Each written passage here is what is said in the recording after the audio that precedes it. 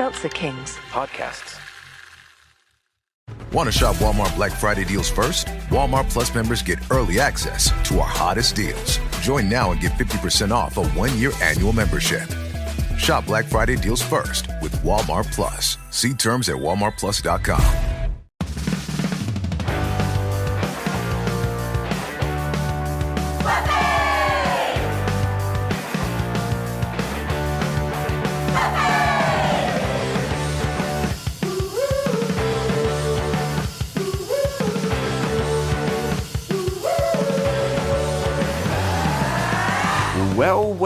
Well, hello everybody. Welcome to another episode of Boys Watching Buffy. We're just two boys who have watched every episode of Buffy the Vampire Slayer. We've given our review. We've given our reactions.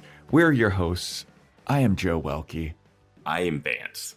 And today we've got a special listener/Discord Q&A session. But before we get into the Q's and we give our A's... That sounded weird. Sounded real weird.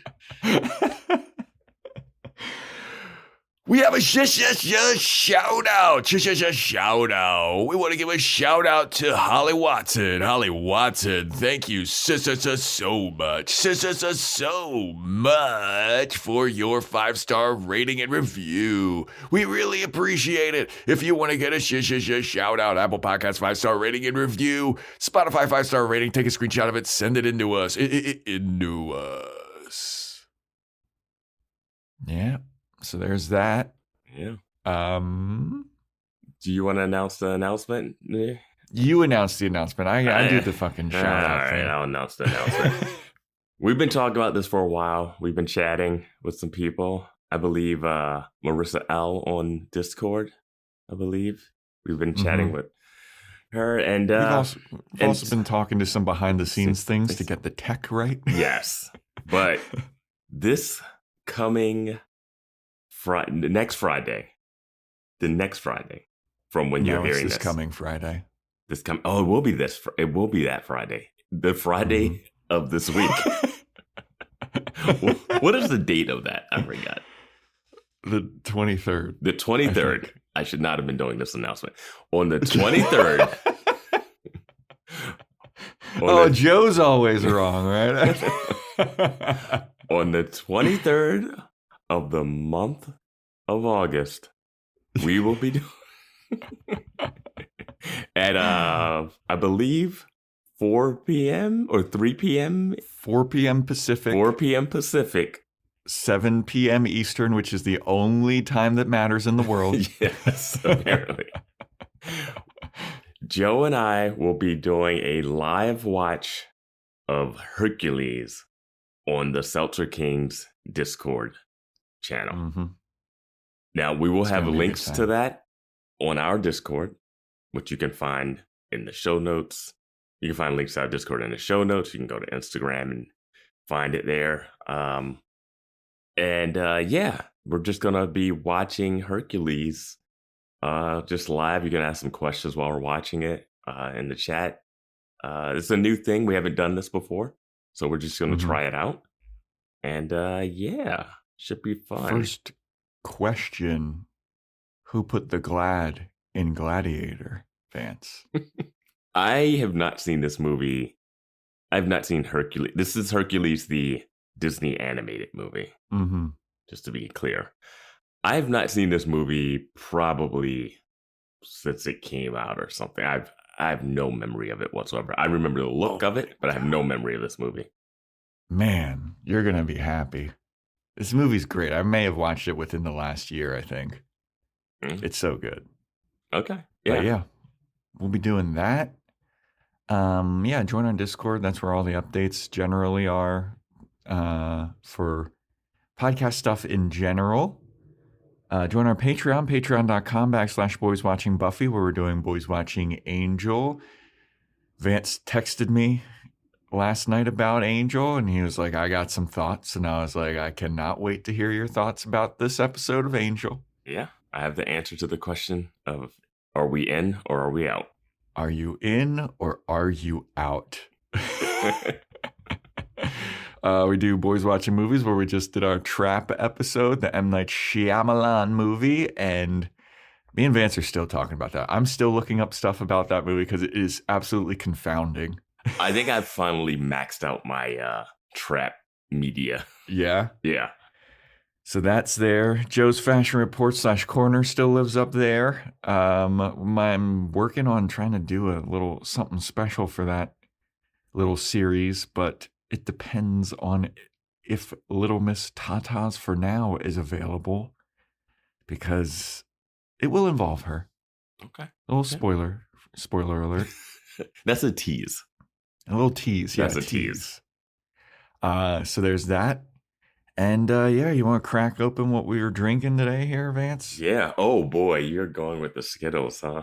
I got the Skittles. I was like, today is probably the best day to go. Dude, are you fucking kidding me? I'm going C4 watermelon. Smart energy. The tab just broke off before the lid opened. Oh my fucking God, dude. One time I'm able to get the tab without a spoon. You're so bad. I really am. It makes no sense. I don't think you actually drink canned drinks like you think. You say you do. But I drink a can of Mountain Dew every day. Diet Mountain Dew. I'm watching my health. Yes. Yeah. You know what the doctors say? A can of Dew a day.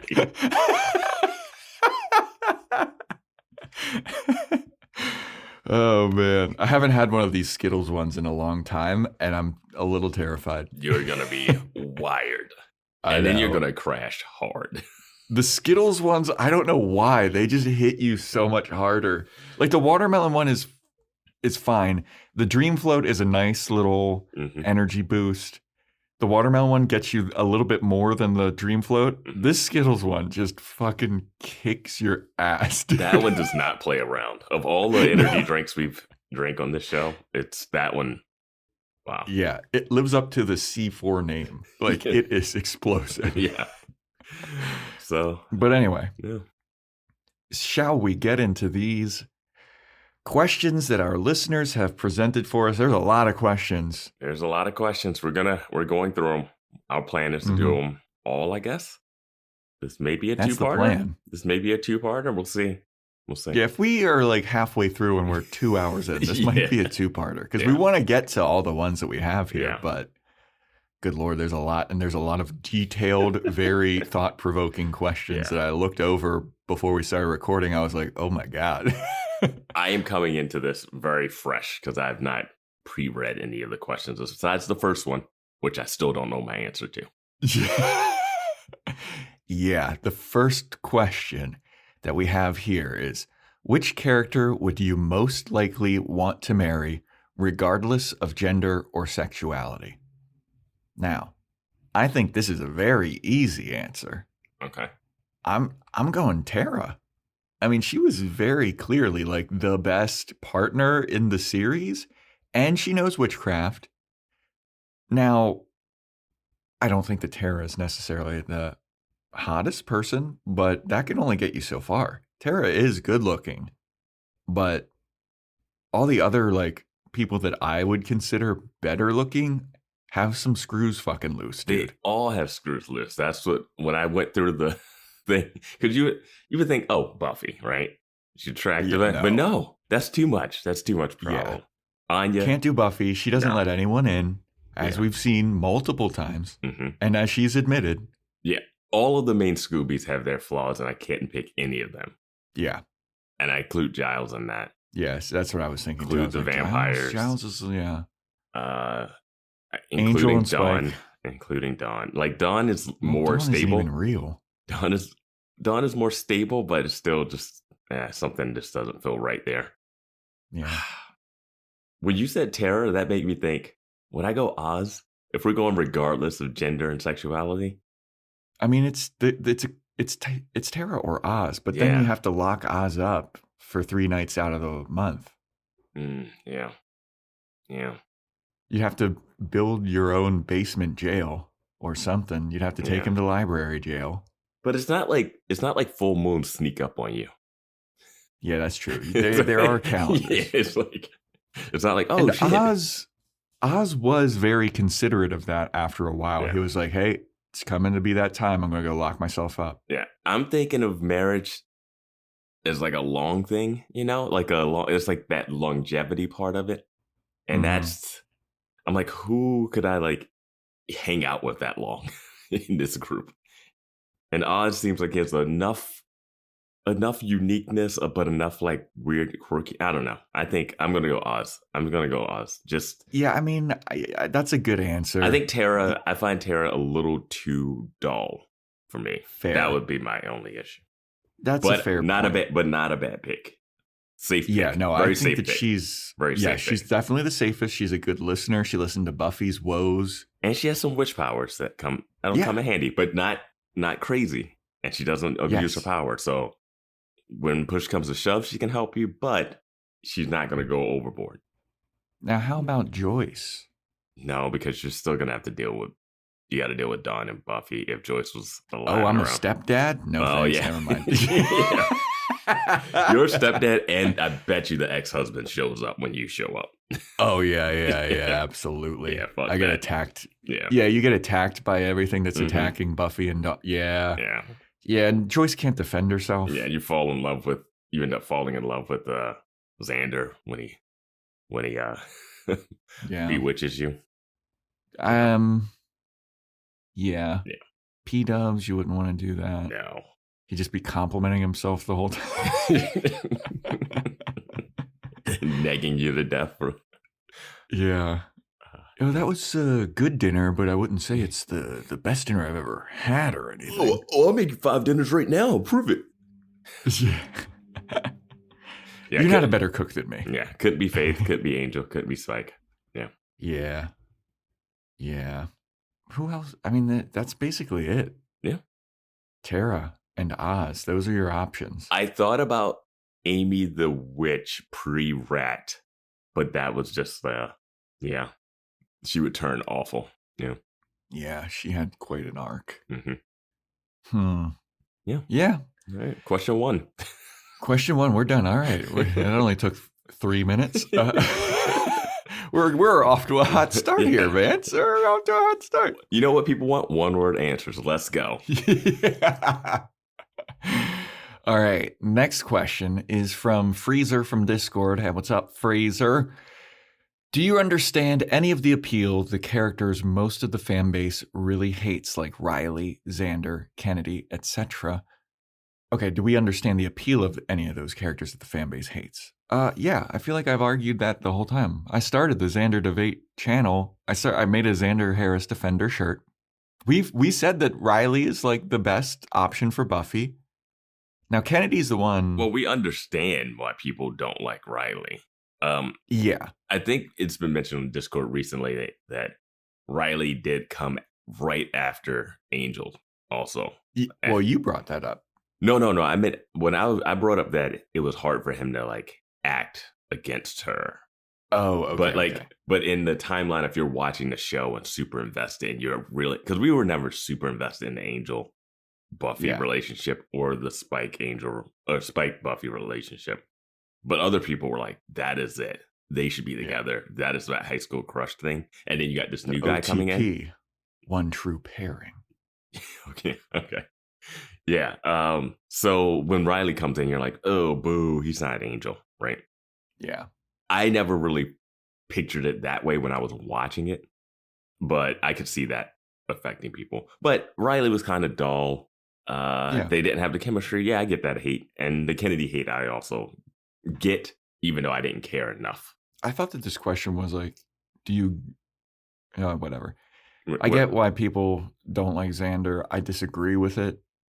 I think that there's a lot of like really intense projection for some of it. Is the question like, do we understand like why people like some of the people that people hate it? I read this question as, what is the appeal? Mm-hmm. Do you get the appeal of Riley, Xander, Kennedy, even though most of the fan base hates them? Yeah, I mean, I see both sides of this, except it took me a while to see why people would dislike Kennedy, because I was like, I don't get it, dude. Like, why are people? And then after a while, I was like, oh, okay, now I get it. But if it's about the appeal of it, I mean, Riley's a safe, different contrast to Angel. Mhm. Xander is the comic relief dude character that the show Mhm. like kind of balances out a little bit of it. And Kennedy, I mean, some people like, I don't know if you're just, Kennedy is that like more openly gay version of Faith, but not as cool as Faith. So it gives you a little bit of that. Yeah. So Yeah. I get it. why Yeah. people like and dislike a lot of these characters. Yeah. So that makes sense. And then here's the second question from Freezer. Now that you've seen the whole show, what is your opinion of each of them? Oh, yeah, we just went over that. Riley and Xander, I think I hold in higher esteem than Kennedy, just because we didn't have enough time with Kennedy. Like Riley was there for like a season and a half or two. Season and a half and a cameo. Yep. Yeah. Xander, he's been there. He's the OG. Yeah. Xander Harris Defender shirt. Kennedy, she's fine. Yeah. I ditto. Yeah.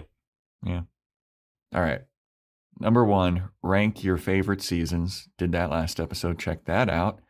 Worst to best is most fun, in my opinion. Yeah, we did that last episode. So In the series recap episode, we ranked yeah, all the seasons.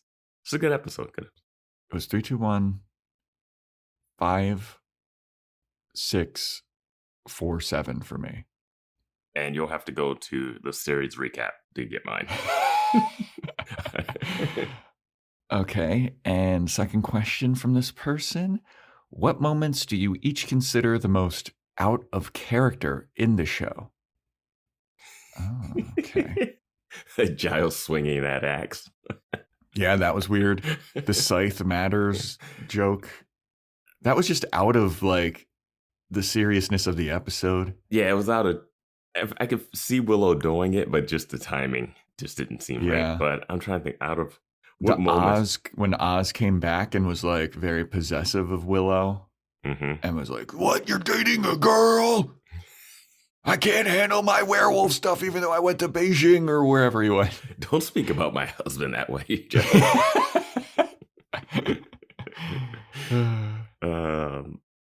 Yeah, that's. And also a side question within this question. Do you consider the show for having done those characters wrong, or do you integrate those off moments into how you think about them? Yeah.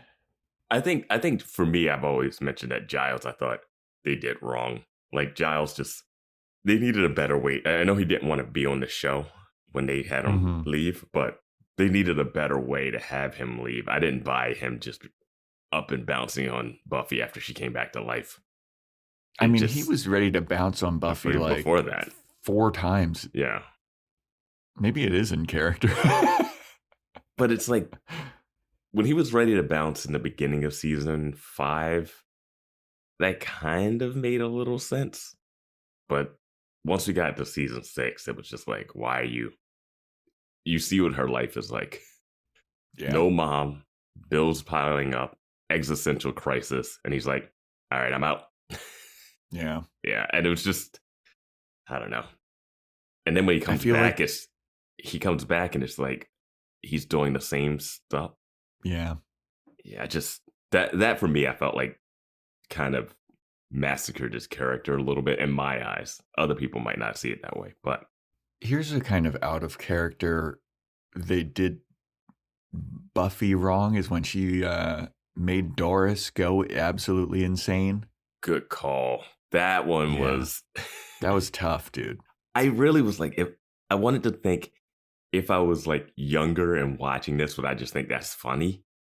Or to just like our age and watching her just like tear a person down mentally. How bad that was.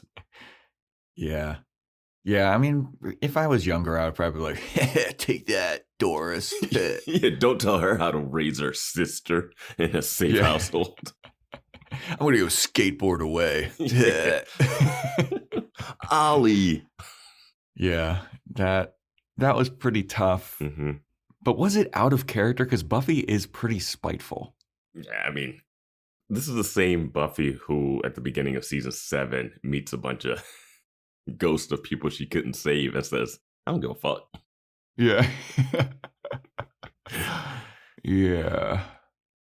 Oh, I Hmm. mean, was it out of character what Spike did to her in the bathroom? I don't know. Spike consistently tries to remind everyone that he is evil. Yeah, I So, know. That one's one hmm. of those ones where I wish it wasn't in the show, but I understand if that character would do that, so it's not technically out of character. Yeah. Yeah. Yeah. Yeah, I don't know, because Spike is like, they always bill him as, like, a romantic, and he's, like, such a romantic guy. He writes poetry, but then... We never see any new poetry, which is sad. I know. Yeah, that's an out of character moment, is that Buffy was really stoked for that poetry class that she had to drop out of. I was like, that's coming back to play. It's no way she likes poetry class. I haven't seen her read a book all series. Yep. So there's that. Yeah. I feel like we've thoroughly answered this question. Is there an out of character moment for Xander? Are they all out of character moments? I don't know, because Xander's such a weirdo that, like, a lot of it seems in character. Like, his out of character moment would be his lovely speech to Dawn, because he's such a jackass the whole show. I'll say another one for me is Amy the Rat, when she came back and somehow was just a bully, a high school bully, and addicted to magic.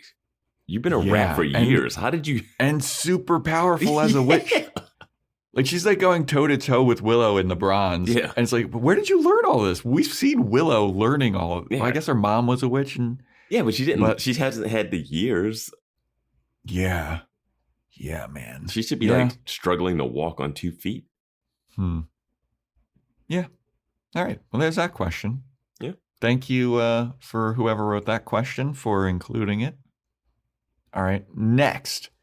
From Rhea from Discord. What's up, Rhea? Number 1. Now that it's all over, can you see why there are Spuffy fans despite some of the awful things Soulless Spike did, or do you still find it mind-boggling? I see why from a pure actor chemistry standpoint. But in terms of like real world, it's tough to justify. And in the logic of the show, the whole you don't have a soul versus you having a soul thing, they present as 2 very different people and like 2 different eras. But in the eyes of the law, motherfuckers, that does not hold up. That's like you go to jail and you found Jesus. No, you still killed 13 people. I don't know. Faith got off the hook pretty easily in this show. Yeah, she really did. And we thought that was... There's another out of character moment. How quickly they all forgave Faith. Yeah. Just let her into the house and then appointed her leader. Yeah. There you go. Dawn kicking Buffy out of the house. That's another out of character moment. So that one, I blame the show for integrating that into them. It's no way. There's no way Dawn's kicking her out on the street. Yeah, no way. No. But anyway, do you see why I see why there's Buffy fans. I mean, I get why there's Buffy fans. It's the same with all those shows, all the teen drama stuff that you get where you got the bad boy and the girl, and even Twilight, which we haven't reviewed, but we know of. And it's just like, she shouldn't be with this vampire, but everyone's like, oh, should she be with the vampire? Should she be with the werewolf guy? It's like, get out of there. Get out of there, Bella. Yeah. We care about you, Bella. No, but I get the chemistry, but I think the show, because the show never wanted him to be with, they could have made the arc work where Spike would have been a viable person for her. Instead, they would always push him back to being bad and bad for her, and the relationship is flawed. So watching it, I'm just like, this is toxic. Yeah, man. Yeah, I mean, I don't know. We started out with him, and he was a great bad, and it was really fun. And I like knowing that they were going to get together and just trying to figure out how they were going to do it. Yeah, that was a fun little ride that we, like, every episode, we were like, how is this going to happen? And they nailed the happening. When it happened, we were like, yeah, man, of course, that makes sense. But then after that, it just got a little messy. A lot messy. Yeah, it's a little bumpy ride. Yeah. So, I get it because, he's hot, she's hot. you're just getting involved with the close-up talk, chemistry talk. Yeah. Yeah. Second question from Rhea is, do you feel like the show stands the test of time and is competitive with all the amazing TV we now have? / would you recommend Buffy to a friend? We already did that one in the last episode. We did the recommending, but standing the test of time is that's tough. That's a tough one. That is a tough one. It's so different. It is a time capsule in terms of like they just get cell phones in like season 5, and then they're like, "Hey, check out my flip phone from Motorola." I was telling Joe before we got on that I went back and started watching some King of Queens episodes, and one of the episodes is him trying to go to his boss's house because he wants to watch the Super Bowl in high def. Like, yeah, they definitely get cell phones in it. Like, it's definitely a capsule of stuff. Yeah. Like you see like the big box computer and like the internet, early days and primitive websites and stuff like that. Now, we know that we can't have a mention of King of Queens without the theme song. No. Back is getting played. I'm sitting here in traffic on the Queensboro Bridge tonight. All I want to do is get my jacket right home to you. Baby, all my life I'll be riding home to you. Okay. Yeah, I think it's still a good show, but you have to go into it knowing like this is late 90s, early 2000s. They are showing off the technology of that era. For me, I will say I've probably seen more prestige TV than you have. Absolutely. And it's so different that it's hard to compare it to something like a Breaking Bad or something like those shows. You know what's nuts is like Mad Men is considered prestige TV, right? Mm-hmm. But I don't look at that and like, oh, that technology is dated because like it's 1950s. But looking at 90s, maybe it's just because we grew up during this era that we're like, oh, I remember that. That's so cringe or whatever. Like looking at the old websites and shit. Yeah, I mean, I don't think it comes down to like being dated, you know, because like even if you look at Breaking Bad, like in 5 years, the technology in that's going to be dated too. Like, so I don't think the technology is not really the thing that I'm thinking of with this question per se. For me, this is a show that was airing on a network with commercial breaks, 22 episode seasons, not like 12 or 10 episode seasons, not one like story arc throughout. Mm-hmm. A lot of, one-off episodes, which you don't get too much of, Mm-hmm. But I also feel like prestige TV, you think about it's like a lot of dramas too. Like you don't think about, like The Office as prestige TV, even though it's like one of the more popular, or like Seinfeld. Like Buffy is like a comedy, like B horror type thing with dramedy type thing. Like you never consider like comedies or dramedies to be prestige TV. Like maybe Marvelous Miss Maisel.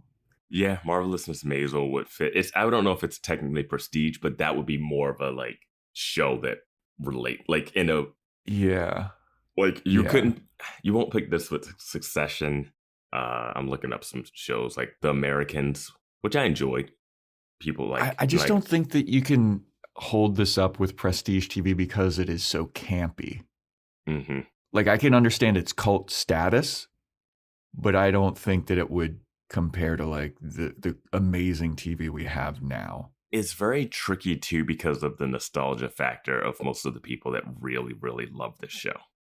Yeah, we don't have that. We're removed from that. Yeah, and we're doubly removed from it because we're also doing a podcast about it. So we're like watching it we're watching it in a light of having to talk about it. So it's not just a turn it on, watch this, get fully sucked into the story. It's all right, let's watch this, take notes on it so that we can present this this podcast. But I don't think it would hold up with if people wanted to put it on that pedestal. Because another show that's vampires, what's that one? True Blood? Vampire Diary. Oh, True Blood. Yeah. True Blood is more, I never saw True Blood, but True Blood is, I think, made by the same guy that did American Beauty or something like that. But that has I think that has more of a prestige period feel to it. Like it's made during that prestige TV time with like The Sopranos and all that stuff. but I haven't seen it. But I think that would be the vampire-y comparison, even though I don't think it's the same. Yeah, it's a definitely different tone, show. I feel Yeah, like. exactly. Trying to think which shows have been like very popular recently that have been campy and horror comedy kind of. I mean, maybe Riverdale, but I've never seen Riverdale, so Yeah. I can't speak on that. And I don't think anybody would call Riverdale prestige, but it's in that format, even though it's a CW show. Yeah. This is going to be an odd comparison, but hear me out. Maybe like Rick and Morty, because they have moments of drama and like emotional beats, but it is campy and weird, and it's kind of spoofing the genre, which is kind of like what Buffy does. Yeah, I think it just being a half an hour sitcom animated just takes it into a different realm. Yeah, I don't think I could consider Buffy a prestige show, but it doesn't it is mean now, that yeah. it's a bad show. Yeah. Yeah, that like there's a lot of great shows that I wouldn't consider prestige TV. Does it compete with all the amazing TV we have now? I mean, Buffy's unique. I mean, it's its own thing. It's its own thing. I don't know. Yeah. Yeah. Okay. There we go. All right. From, oh boy. Urfremedy. Yeah, I tried to pronounce that before too. Urfremedy. From Discord. What's up, Urfremd? Number 1. Do you feel the series is worthy of the esteem it holds in popular culture? Now that, yes. Yes, absolutely. Yeah. I mean, this definitely like started a lot of like the tropes that we see today, and like fucking like the first legitimate like lesbian couple / kisses / sex scenes on TV. That's groundbreaking stuff, dude. Yeah. Musical episodes. Big. Yeah, every that started show's with doing Buffy, that now. basically. They started TV Tropes, the website, so. Dude. Yeah. Definitely worthy of the esteem. Yeah. Definitely. And number 2, which arc or story of the series do you like the most in the series? Not necessarily a go. season arc. Yeah. I mean, you got to go Angelus. You got to go Angelus for that. The Angelus arc. That's drama as fuck, dude. Don't like when he comes back as a feral beast. I end it where Buffy kills him. Did she That's kill where him? I feel like that arc ends. That's been the debate on Oh, yeah, Discord. I saw that. Did she kill him? She stabbed him in the gut and he went through a portal. Yeah, except that she does say that she killed him several times throughout the show. Yeah. But whatever. Yeah, I'm going to go the Angelus arc. That was very... I think going to hell is death. Yeah. Well, Buffy went to hell. She wasn't dead. Yeah, she wasn't. No, not when she went to communist hell. No, not when she went to communist hell. Sorry, capitalist hell. And she was communism, fighting against capitalism. Yes. There we go. Okay, yeah. What's your Angelus? I love hell is just making products. It's just a sweatshop. Yeah, hell is just an Amazon shop warehouse. Oh, check out our Amazon wish list. As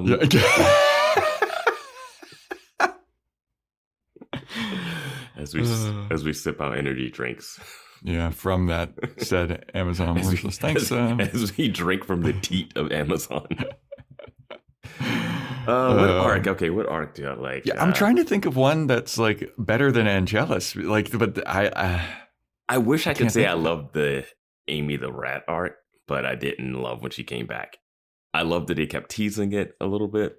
Maybe number does 2 Spike have behind one? Angelus is like the Faith stuff, like how Faith goes bad. Yeah, but she kind of was bad as soon as she got there. Like she was already competing with her. It wasn't enough of a. It wasn't a subtle turn to it. Yeah. Trying to think what else is there.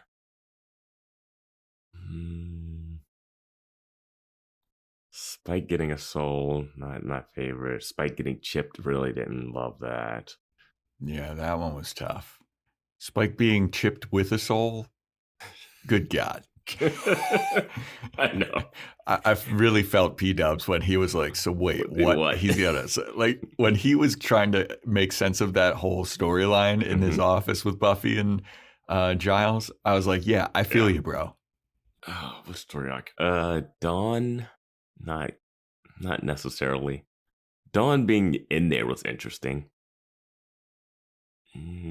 Tara being thinking she's a demon and finding out she wasn't. That was weak. Yeah, I know. It's just like I'm trying to think of storylines in here. Yeah, I'm trying to think of like arcs.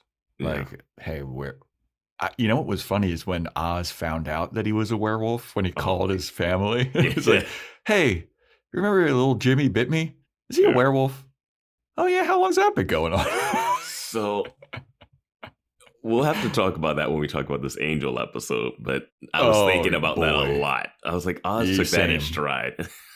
Yeah. He was like, all right, let me just get some shackles. Yep.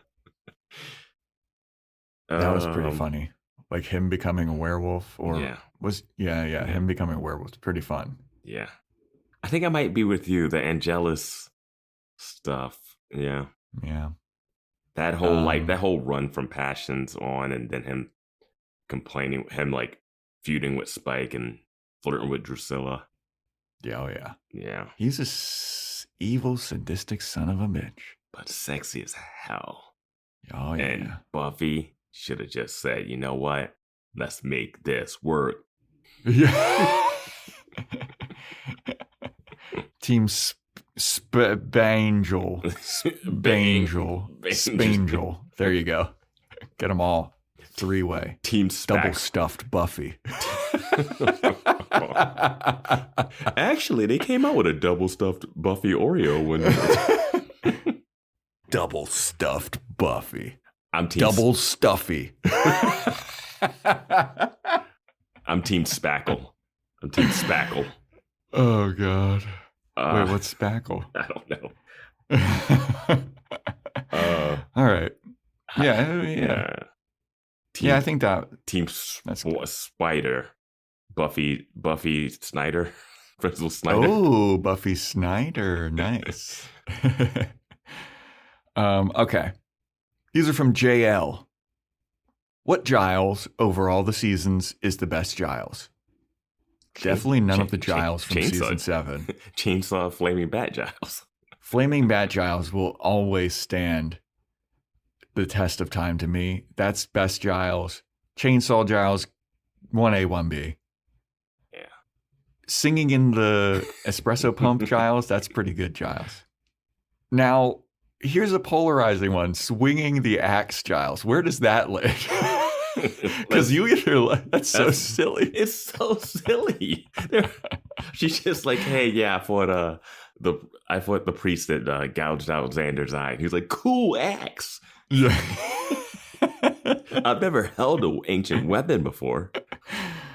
Yeah, that Giles is wild. Yeah. Oh, Jaffa cakes. Whoa. Oh man, Jaffa Cakes Giles can fuck all the way off. Dude, when you brought it, I was like, you could have bought that 2 days ago.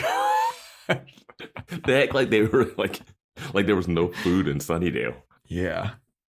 I'm trying to think of like another good Giles. I know we broke this down in a recap before.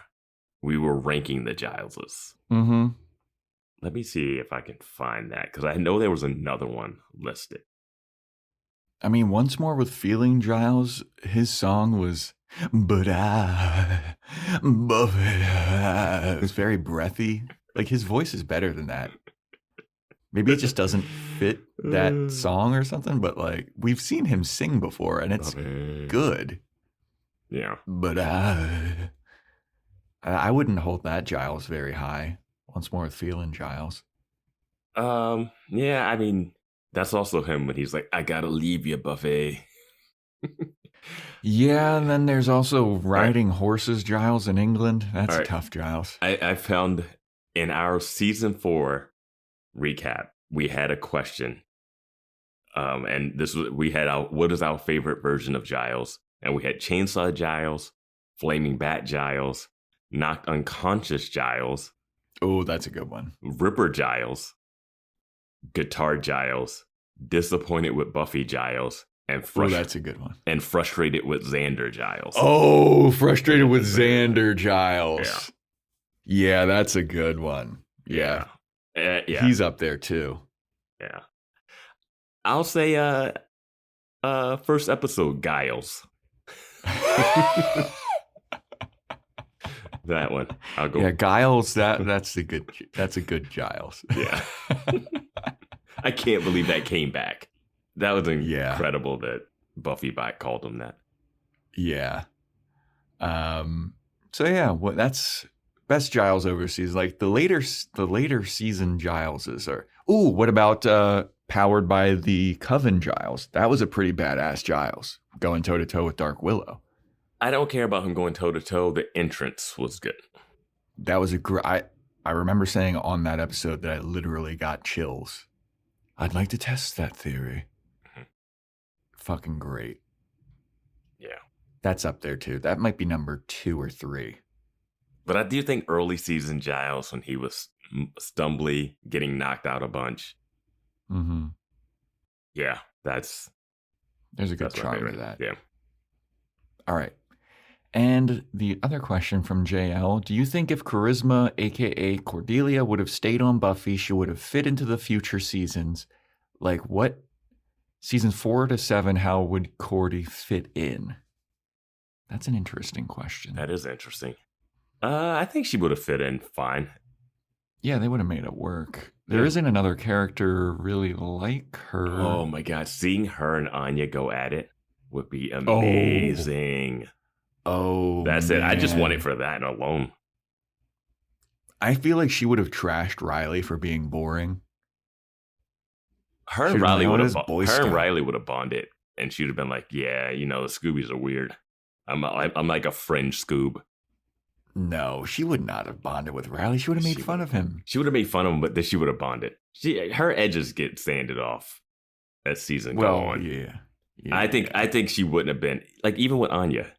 Anya's still rough and weird, but she's definitely not as like, she's in the last season. She just doesn't give a fuck about anything. But yeah. But in season 6, she still has a little more compassion. And wasn't she like, maybe we don't bring Buffy back also? Like, yeah, she was. Yeah. So she has a little more. She's more reasonable. She became less capitalistic at the end, except she did rob a bank. Yeah, she didn't have a shop to run anymore. She robbed a bank, though, so she's set. That's true. But yeah, seeing Cordelia and Anya interact, that would have been... Well, I mean, that's how Anya came to fruition. Yeah, and... Literally. Yeah, and Dawn... Dawn and Tara, Dale, I think Cordy just makes it all more interesting. I will say that. I think Cordelia would have been a very fun addition to seasons 4 to 7. Yeah. I don't know if they keep all the same characters that they have if they had Cordy in this, Yeah. Because I think they would have to give her more stuff, but she does have a history with Willow and Xander because of that whole affair, that whole like cheating shit. So she would really not be down with Dark Witch Willow at all. Yeah. I think Willow would have killed Cordy. Oh, yeah. Dark Willow definitely would have flayed Cordelia. And it would have been so interesting to see how the Scoobies let Willow slide on that. They'd be like, well, I mean, she was mean, right? Yeah, she was. All right. And then Buffy just looks right in the camera, and that's why bullying is bad. Doom, doom, doom, doom. They just hold hands and skip.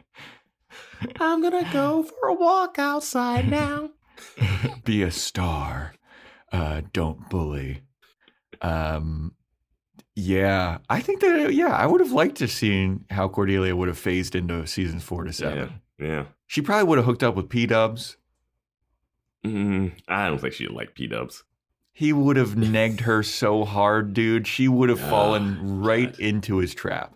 He didn't have to neg Buffy, but he did. What he did have he did have the boss leadership over top of her. Yeah, and he also did love staring at her creepily through the window. The smooth line of "My mom was a Slayer."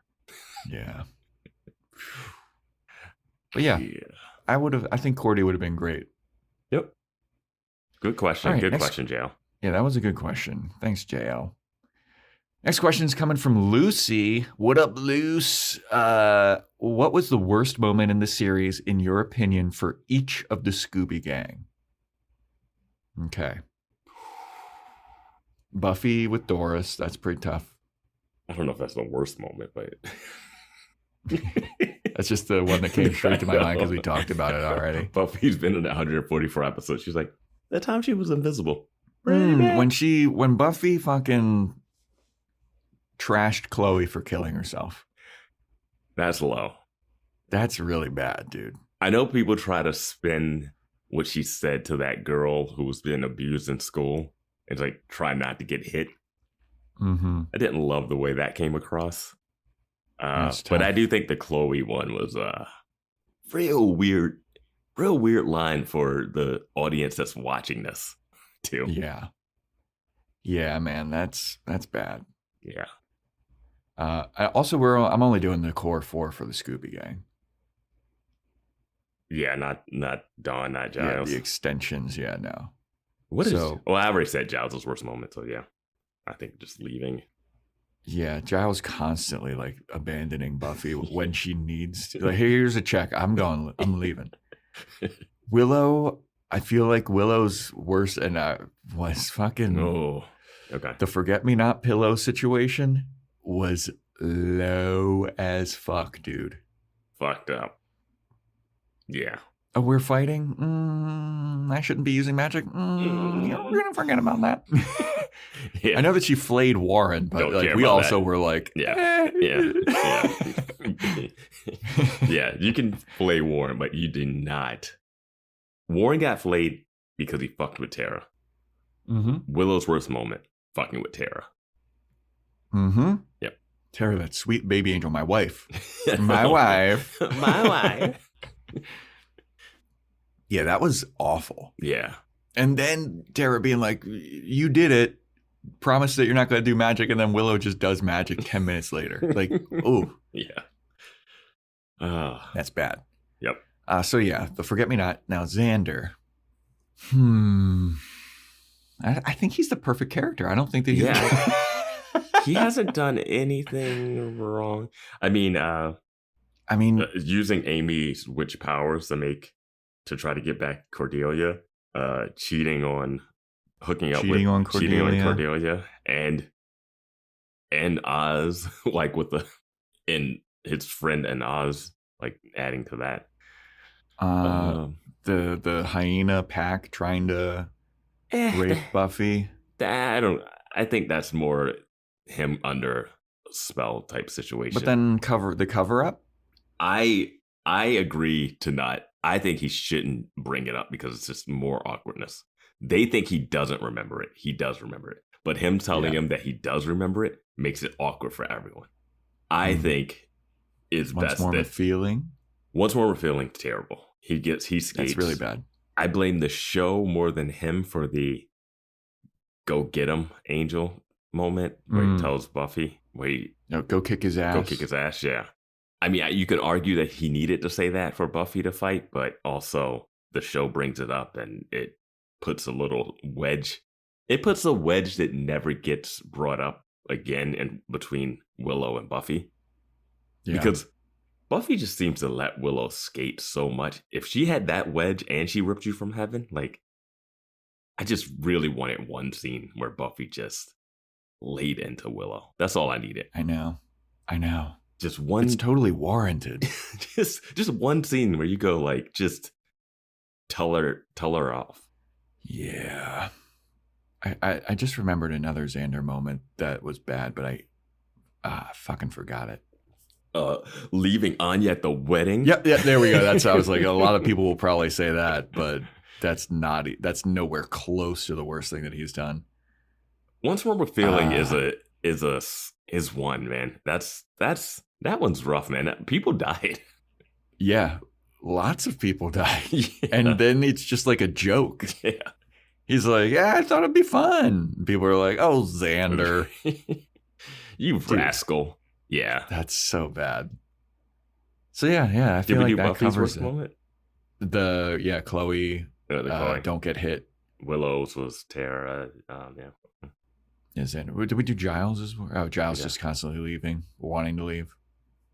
What was? I feel like those were the 4. That was the 4. Yeah. Giles. Okay. Mm-hmm. All right. Yeah. All right. There we go. All right. There you go, Lucy. That's thanks for that question. We rambled on and there were way too many options.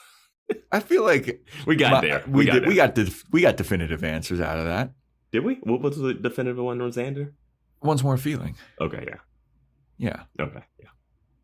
Yeah. You know what's crazy is like the most clear-cut worst moment for any of those characters was Willow. We were just like the forget-me-not spell. Yeah. Like that's fucking terrible. Yeah.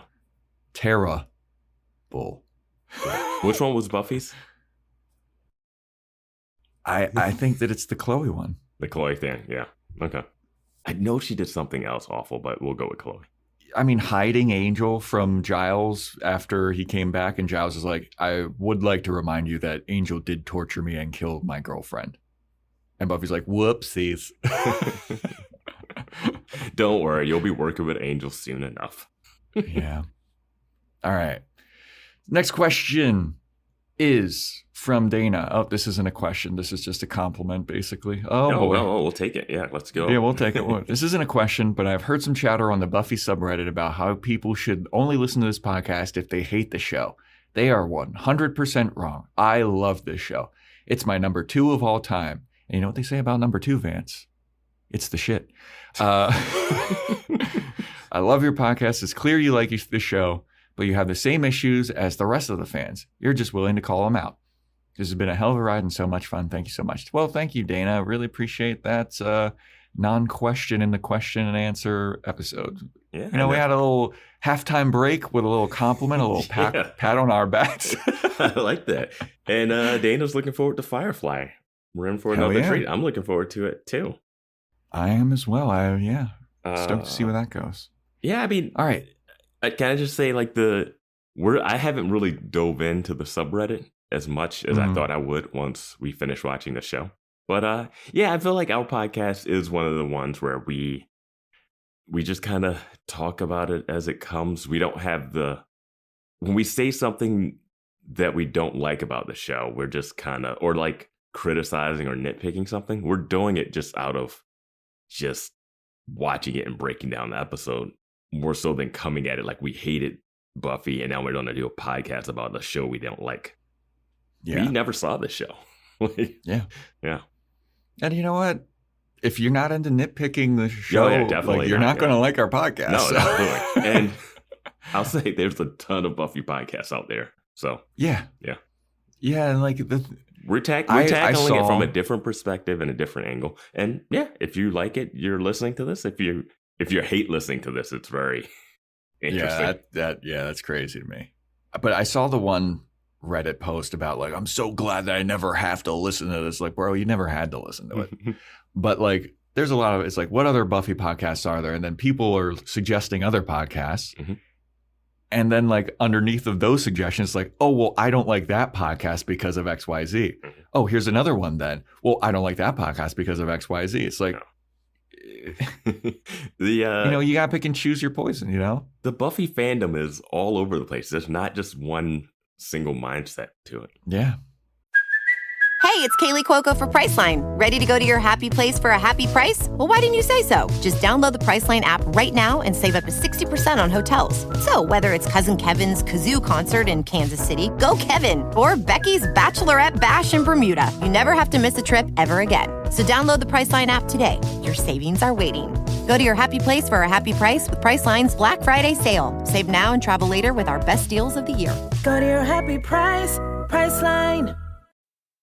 The holiday season officially starts when you get that first card in the mail. Shutterfly makes it easy to add more meaning to the everyday with hundreds of holiday card designs that can be personalized in seconds with your favorite photos from this year. Select your greeting, customize the color, and even add little extras like personalized foil to make a holiday card that really shines. Enjoy 40% off with code SMILE40 at Shutterfly.com and send something meaningful this year. See site for more details.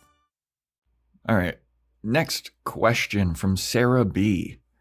Looking back at the series overall, what is one plot line you would erase entirely besides the obvious Spike sexual attempted? sexual assault attempt, and why? What's a I was plot going to line add you'd more erase of those. entirely? Why would we? Ah, man. One plot line I'd erase entirely. Oh man. I feel like in the moment I would have had an answer. I think we talked about how like the Slayers were created with the like demon sexual assault. Mm-hmm. About how we wish that it would have been something else. I would have erased the Guardians. Get the fuck out of here with that Guardian bullshit. Yeah, But that's like a scene that adds so much lore. It's so tricky. Yeah. Yeah. But like, I wish that the Slayer was more of like a heroic thing versus we chained you to the ground and shoved a demon up your snatch. Like that's awful. Yeah. Like, I get that being a chosen one, like being a hero is a burden. Like, you know, with great power comes great responsibility.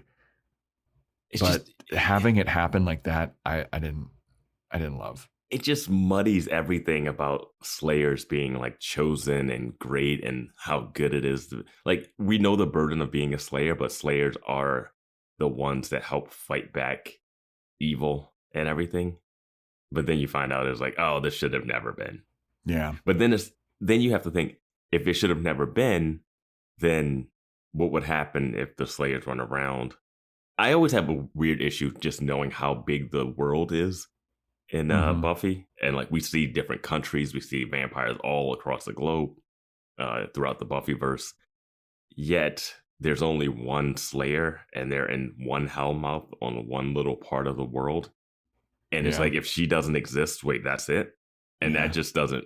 The world is so big that it makes it hard for me to wrap my head around that Buffy is actually the one that's the savior of everything, when there has to be like multiple things happening.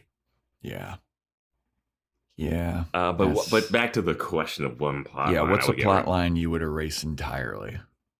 That's up there for me.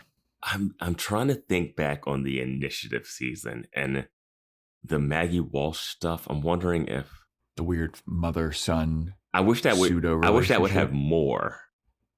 Yeah, that's a different question. Yeah. I'm trying to think, what's a plot line that I just really didn't? Because I don't even think getting rid of Dawn or anything is.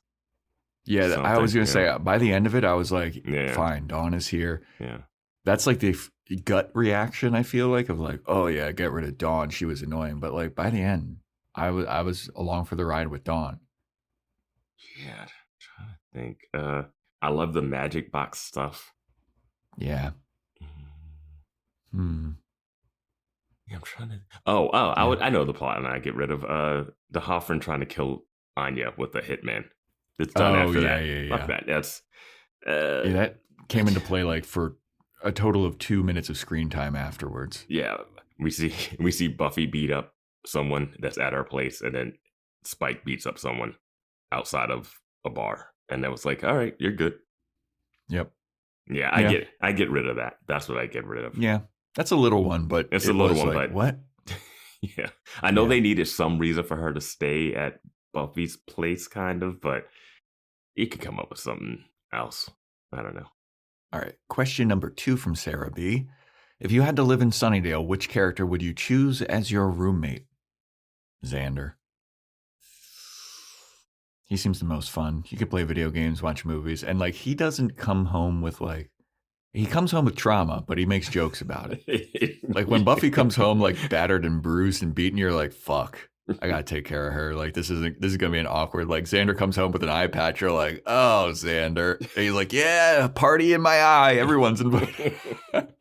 Yeah, you come Who down wants to play Go Fish. You come down for cereal, and Buffy's like staring like a 1,000-yard stare at the breakfast table, and you're like, all right, guess we're getting into this. What happened with your vampire boyfriend this time? Buffy would be a terrible roommate. Xander's got a job too, so he'd hold up his part of the rent.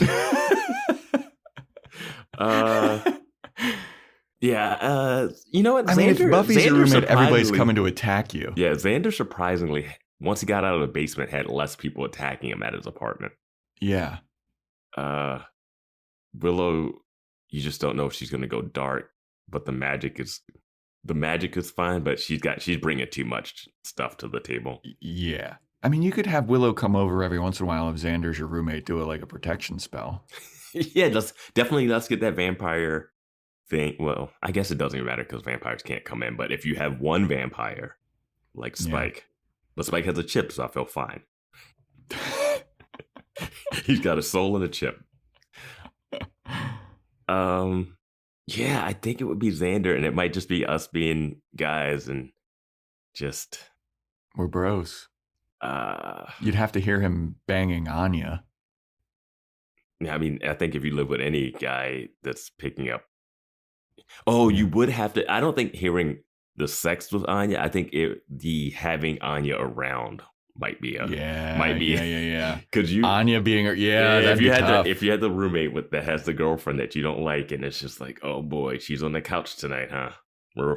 She's gonna be here. Oh man, yeah, that's true. I mean, even that's not that bad. She's not that bad though. That's fine.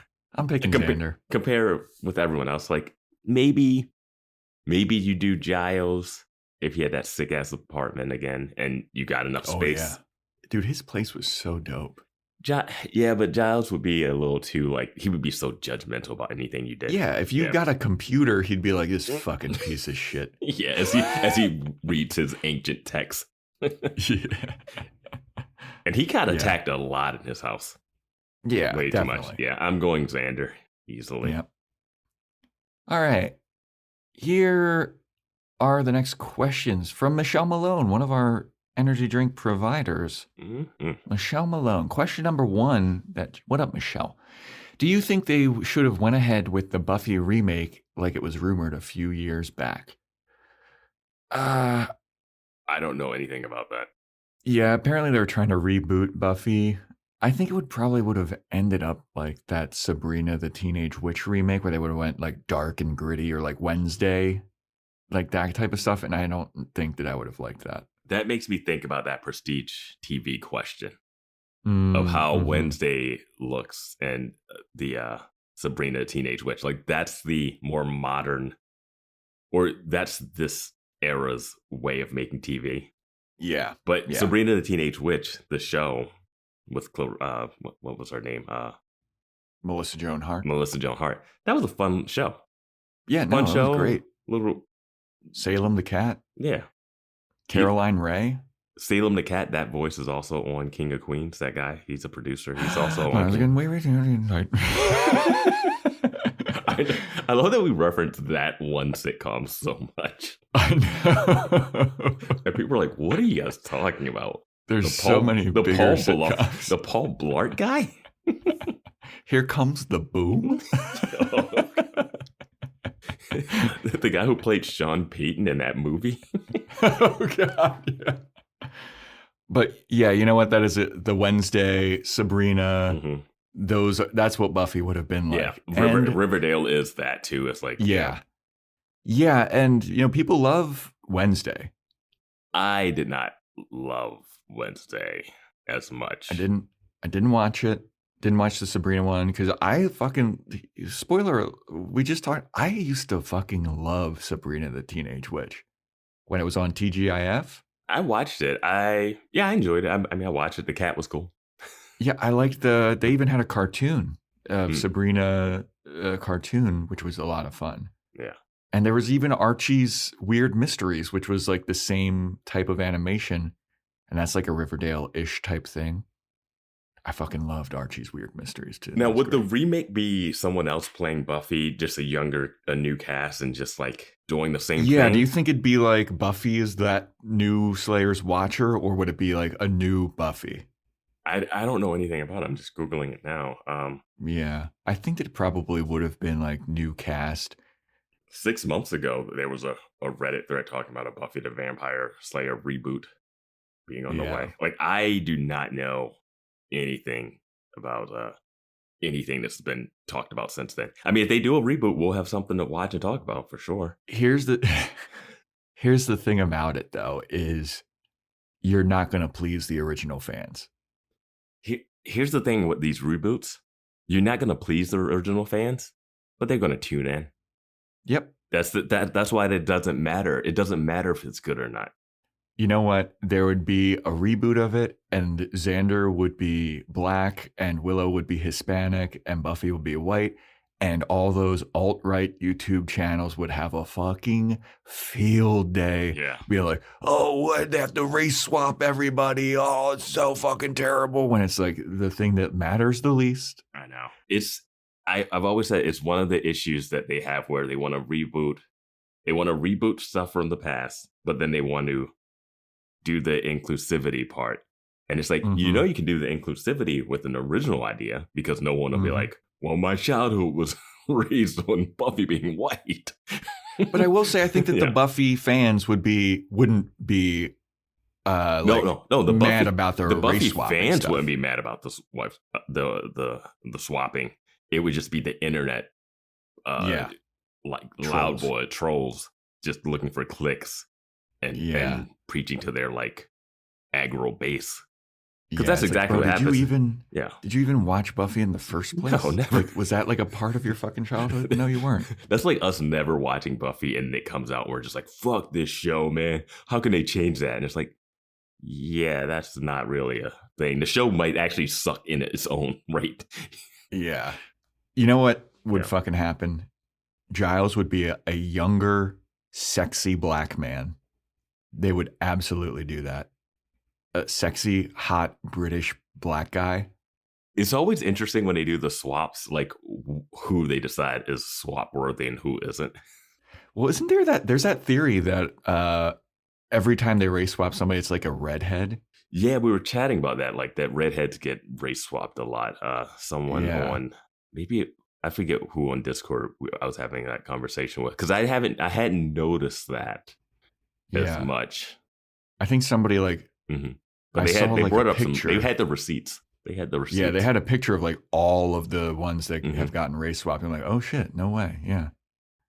But yeah, I mean, yeah, definitely. Well, Willow would definitely get swapped out with the Asian, Black, Latino, just because she's the friend character. So it's like an easy one to swap out. You know? Yeah. Xander would probably stay white. Yeah, I think that, because he's the evil misogyny piece of shit.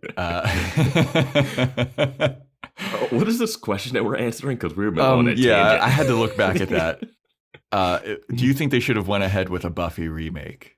I'm not a fan. I don't think they need to touch this show. The answer to that question, I would say no. I don't think they need to remake it.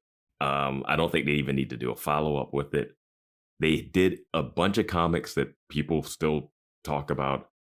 They should have done the animated series that they were trying to do at the time. Absolutely. That fit the mold. It looked like the stuff that I watched back then.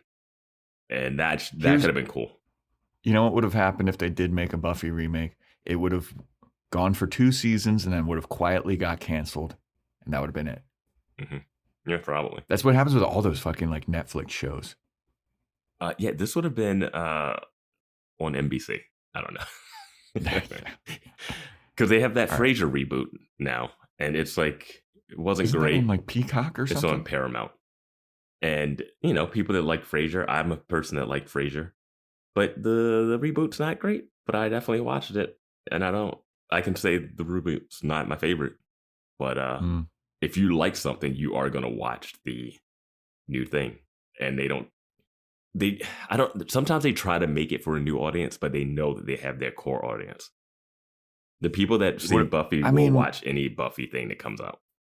I don't know, man. There's that whole Velma Scooby-Doo reboot that people just fucking hate. Yeah, but there's been so much Scooby-Doo stuff, though. Like, it's not... It's not like one of those things where Scooby disappeared for 20 years and then they came back out with Velma.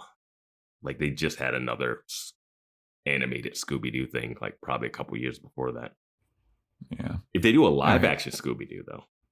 I feel like we thoroughly rambled on it. Yeah. The drinks have kicked in. Oh, yeah, they officially have. I'm like halfway through this one and I'm like feeling the buzz. Oh, boy. But yeah. Okay, number 2. If Anya didn't die in the last episode, which main character would you give the death to, or would you go George R.R. Martin and kill everyone?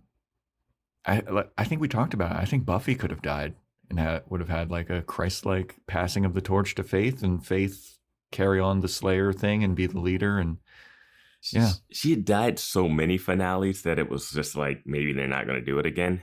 I think Giles could have died. Oh, yeah. I think Willow could have died. Principal Wood could have died. Is he a main character? At that point, he was. Yeah. I mean, so Principal Wood should have died when Spike fought him in the sanctuary. I would have loved that. I would have loved to see how Buffy rationalizes that Spike did that, yet she still keeps him around. I would have loved to see that weirdness. Yeah, for me, I think Giles. I think. But what is the symbolism of Giles dying? Like, if Buffy dies, it's like a passing of the torch symbolism. She can rest now. You mean if she passes it to Faith? And that implies that we want Faith to have it. I think if she dies, like, did the first evil win a bit? Do you think if Buffy dies, they just bury her in that same burial plot? Not gonna get another plot. Fuck that. It's just expensive. Well, Sunnydale doesn't even exist anymore. Oh yeah, true. They don't even have to worry about it. Dear God, dude, their mother's body is just gone. They can't visit the cemetery anymore. Yeah. Good Lord. Yeah, I mean, they don't have their house. They don't have things anymore. I'm going with Buffy. Yeah. I think, you know what? I'm gonna say, what's his name? Andrew should have definitely died. Oh, okay. Yeah, Andrew definitely should have died. He should have had a redemptive arc. The trio should not have made it out of the series.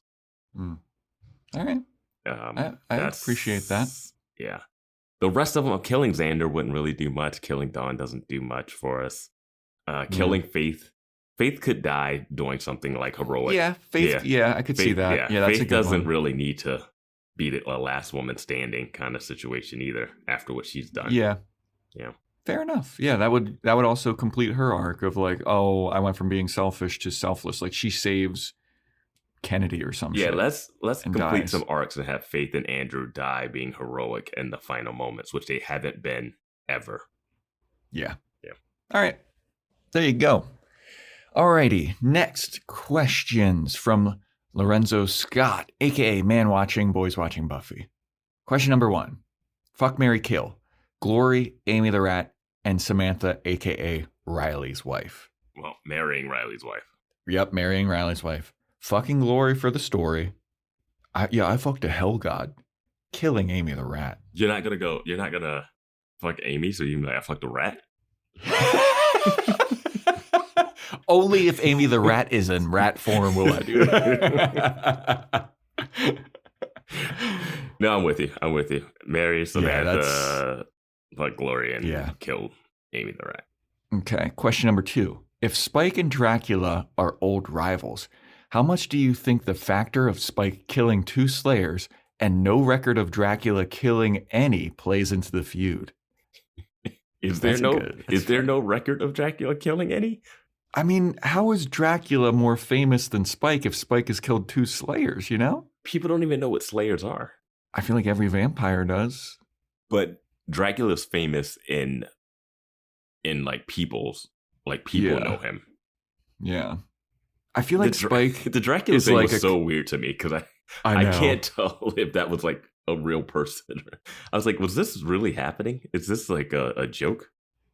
I feel like Spike is like a comic where he's like famous in the vampire community and people respect him for killing Slayers. He's not as famous as Angelus. Angelus is more famous than Spike, I think. Yeah, you know what? That's true. It's Spike is known, and he's somehow the Watchers have him written in a book, and they're like, he's named Spike because he nailed people, he killed people with train spikes or something, and that's not really his real name origin. But the Watchers got it wrong in their books. I don't know how they have anything written down about him, but yeah, I feel like Spike is like Bill Burr and Dracula's like Gabriel Iglesias. I thought you would go with someone even bigger, but yeah. Well, who's bigger? Like Russell Peters? Is he a Nate Bargatze? Is he a Spike is definitely a Nate Bargatze. Like Spike is the underground, like vampires would respect him more than Dracula. Dracula is a Kevin Hart? Who's big? He's like a mainstream, like Jeff Dunham. Like people know him and they all like idiots like Dracula, but the real people in the know like Spike. To dive into this question, the no record of Dracula killing any Slayer. I know nothing about Dracula, and I refuse to believe that he. I don't know. He probably done so much more. Killing Slayers is like one thing, but Spike has not killed. I mean, Angelus hasn't killed a Slayer that we know of. Yeah, and he has done so much. Yeah. I don't know how he's burnt down cities. Does killing Slayers give you like a lot of clout? I feel like it should. I think it gives you clouts within the vampire world, but not within the demon world. That's what I'm saying. Spike is the underground king. And Dracula is the mainstream. This question says, how much do you think the factor of Spike killing 2 Slayers and no record of Dracula killing any plays into the feud? The feud is that Dracula is just famous. The feud is one-sided, too. Spike hates that Dracula's popular. I don't think it has anything to do with killing Slayers. Spike is Kendrick Lamar. Dracula is Drake. No, Spike is basically a guy who just wants attention, as we've seen in the episode where Andrew's filming him and he's putting on this like facade in front of the camera. If I think this is in Restless or one of those episodes where he's in that dream. Everyone's and taking he's pictures acting. of him. He wants to be famous. That's his whole thing. That is what it is. And that's why he hates Dracula. It has nothing to do with killing. He's not, it has nothing to do with killing Slayers. He just hates that Dracula is a name that people know and people don't know Spike. That's why he started killing Slayers, because he was like, I got to make a name for myself because I'm in the shadow of Angelus.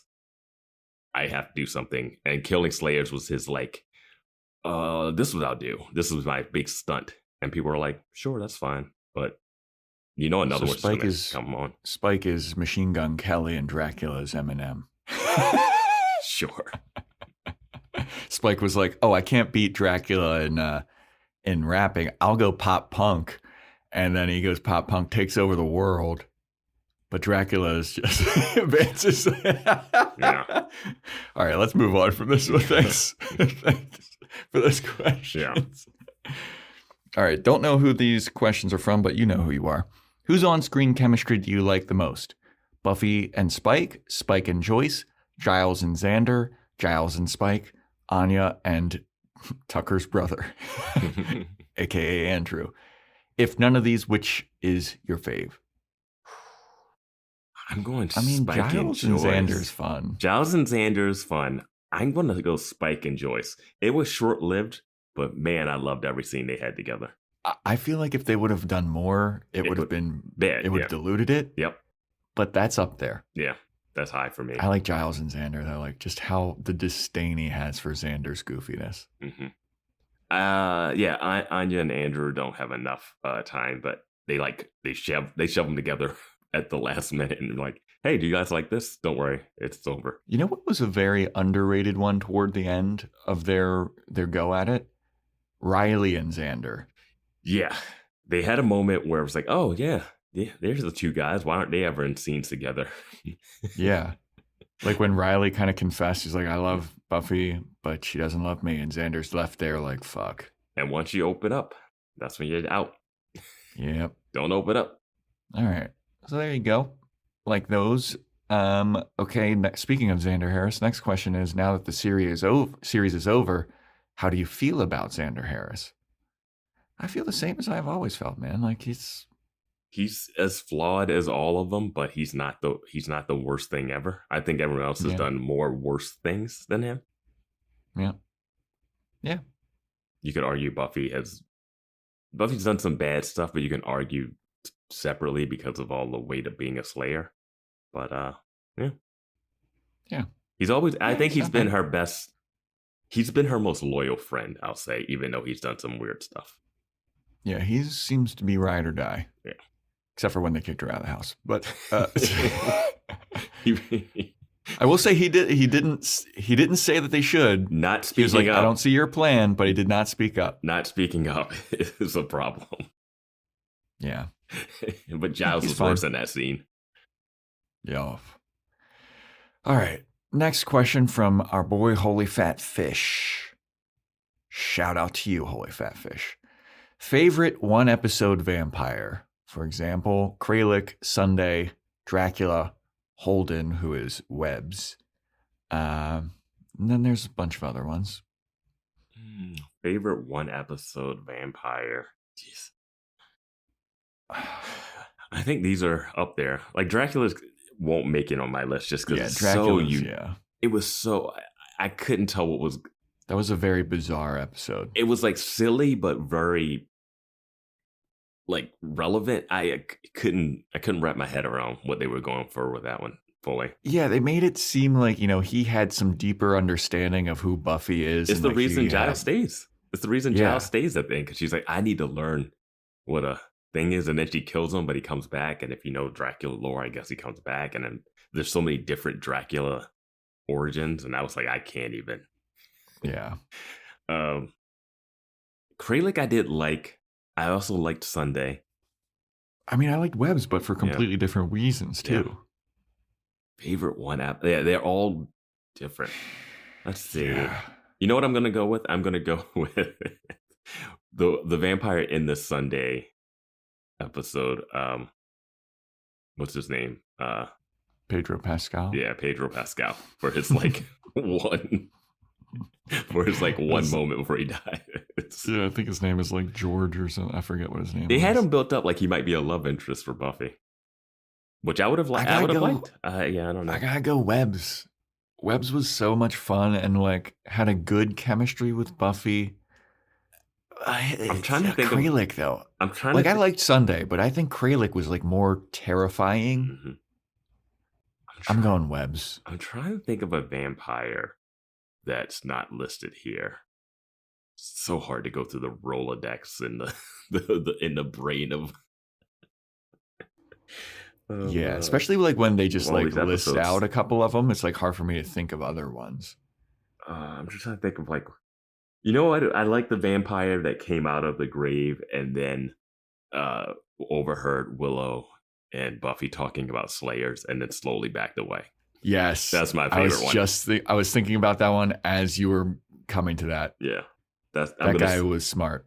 I'm gonna say that's my favorite one because it also adds to the wait. Do vampires know about the Slayers when they're Yeah. made? It adds that question that the show doesn't fully answer, and it shows the vampire being smart. I like the vampires that seem like just regular people kind of things. Yeah, what about the one Rich or whatever that Buffy was fighting when Giles was telling her to be a general, and he was like, "Oh, hey, what's up?" Yeah, like those moments where she'd be like, Yeah. "Shut up," and just stab one. And I'm like, that vampire seemed cool. He seemed you could like ration. You could be like, "Hey, try not to kill anybody." Yeah. Yeah, there's a pig's blood butcher. You can survive off that. Yeah. Just- Giles, cut him a check. yeah. Okay. And Holy Fat Fish's second question. Scooby, you think was gone too soon / should have never left. For example, Jenny Calendar, Cordy, Angel, Oz, Tara, Riley. I mean, I'm going to say Cordy just because I think Yeah, we talked Cordy. about it. Interesting. And Oz. But then if you don't have Oz leave, you don't get Tara. And you don't get that Yeah. other thing. That's why I didn't say Oz. I'm going to go probably Cordy. Yeah. Jenny Calendar's death was shocking and necessary. I also Angel- don't think she had a lot more to. I mean, she could have. There's more you could have done with Jenny, but her death. We both are on record of being happy that Riley got out. Mhm. Yeah, I'm going to say Cordy. Yeah, Cordy. Oh, I like this bonus third question that Holy Fat Fish had. HFF just not even following the rules. I know. A little rule breaker, but I'll allow it. Rank the hangouts. Library, Giles' apartment, Magic Box, Summer's residence. Summer's residence at the bottom. Bottom. Absolutely. Too many times attacked. Library number 1, Magic Box number 2, Giles' apartment number 3. Yeah, Giles' apartment is low also. I mean, I don't Yeah. understand how Xander's basement's not there. Oh yeah, that was a They literally Good went there secret for spot. safe harbor. yeah. But yeah, I'll go library, and then Magic Box.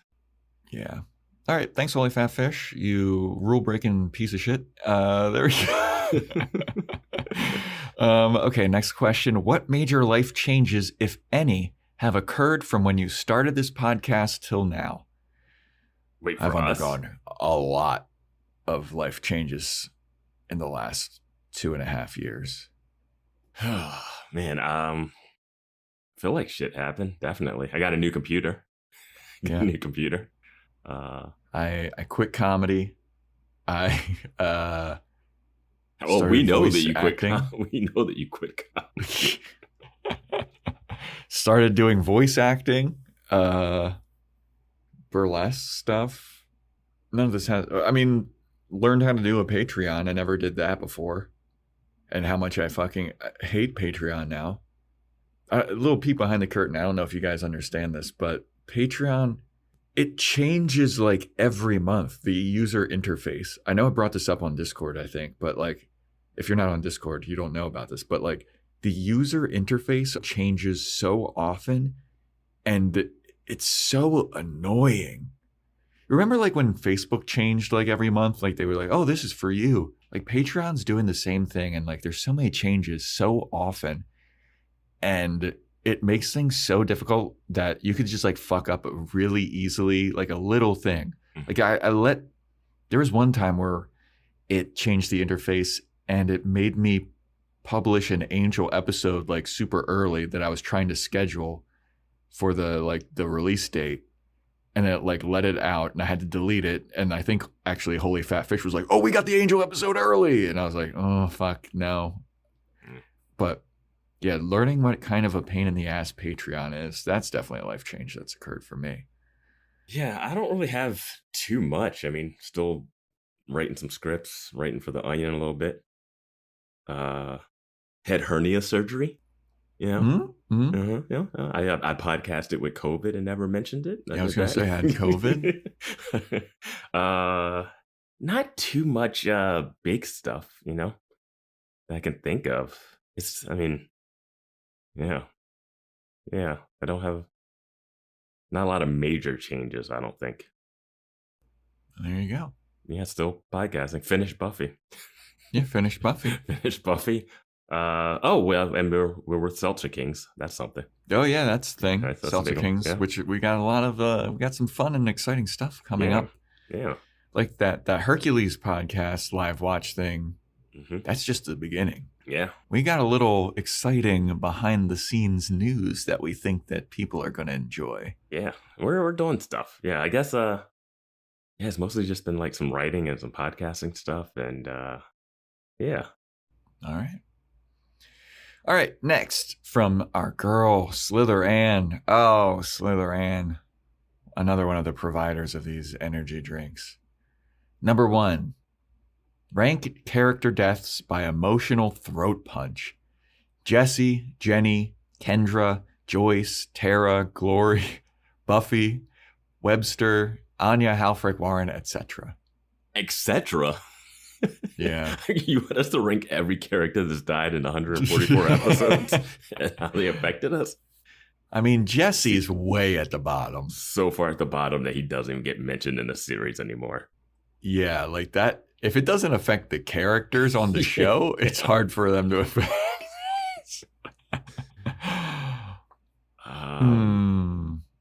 Joyce has got to be number 1. Yeah. Even though my wife, Tara, died. Joyce, number 1. The question is emotional throat punch. And I picture that more than shocking. Like, which one got you in the feels? I mean, Joyce got me in the feels because it was so not realistic. Yeah, I'm saying that got you in the feels. But I'm like, Tara got me less in the feels and more in the shock. Yeah. And the same with Kendra. Kendra didn't get me in the feels. Jenny didn't get me in the feels. But I was more shocked. I was shocked when Jenny died. Anya definitely didn't get me in the feels because I was like, that's it. Yeah. It should have. I think Anya dying should have hit the feels, but they didn't play it. When Xander talks about her to Andrew, I was a little bit, but like nothing like Joyce.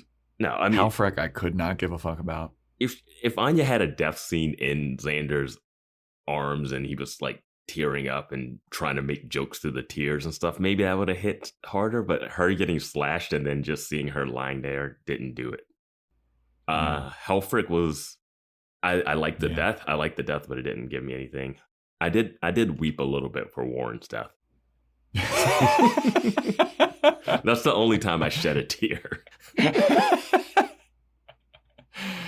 Oddly enough, I never was emotionally throat punched with Buffy dying.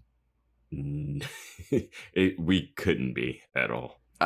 I mean, I was more emotionally throat punched when they brought Buffy back. Yes, that was a shit right there. Yeah, I think I was a little more like Webb's dying was a little more shocking. Yeah, Webb's dying kind of sucked. I think Kendra's death just kind of made me mad. Yeah. Still didn't avenge that death. Yeah. And Glory, nah. I gotta say, Buffy's character, not treating people that look like Kendra great. Oh, that's your only shirt, you poor Slayer. Yeah, it's your only shirt. Oh, why don't you get some fucking conditioner? Yeah, first Slayer. Yeah, get some conditioner. Why don't you look like me? Joyce. Joyce is it, yeah. All right, so Loren's second question. Do you think that Willow redeems her arc at the end of season 7, and or what would you do differently with her character? I remember that early on you both liked her, but that changed for Joe somewhere in season 6-ish, I believe. Shish kebab. I'll be honest, I always thought that Willow was kind of annoying. Like, I don't like that, like, cutesy, like, oh, no, why don't you feel bad for me? Oh. Like, I don't like that type of... It's because you're a fucking high school jock. Yeah, I'm a bully. Does she redeem her arc? No. That's the answer. She does not redeem her arc. She literally does nothing all season, and then Buffy says, do this thing, and you can do it because you have magic witch powers, and she does. And there's no challenge, there's no drama to it, there's no, I don't know if I can do this, besides her saying, I don't know if I can do this. There's nothing that makes me believe that she won't be able to do the thing that she's going to do in the last 20 minutes. I don't know. They tried to do that a couple times where, like, every time she did a spell, her eyes would turn black. There's that one time where she does it and the first evil, like, takes over her body or something. Yeah, and then later she grabs Buffy from the shadow realm just because Buffy says, bring me back. And she's like, all right, done. Like, she's so powerful that she can do anything, and I'm not really worried about it. And the first evil sucks, so I don't think the first evil's even. There should have been an episode where the first evil sucks Willow into a different realm because she tried to use magic, and then you can have one of your floaty, restless, artsy, visual, trippery episodes. You know, like they could have done one of those. Because she keeps talking about, I'm worried about going dark. I'm worried about going dark. She never goes dark at all the whole season. There's never any worry that she will, besides her saying it. It's more, it's say don't tell. Say don't show, basically. Yeah, that makes sense. Yeah, I'm with you on that. All right.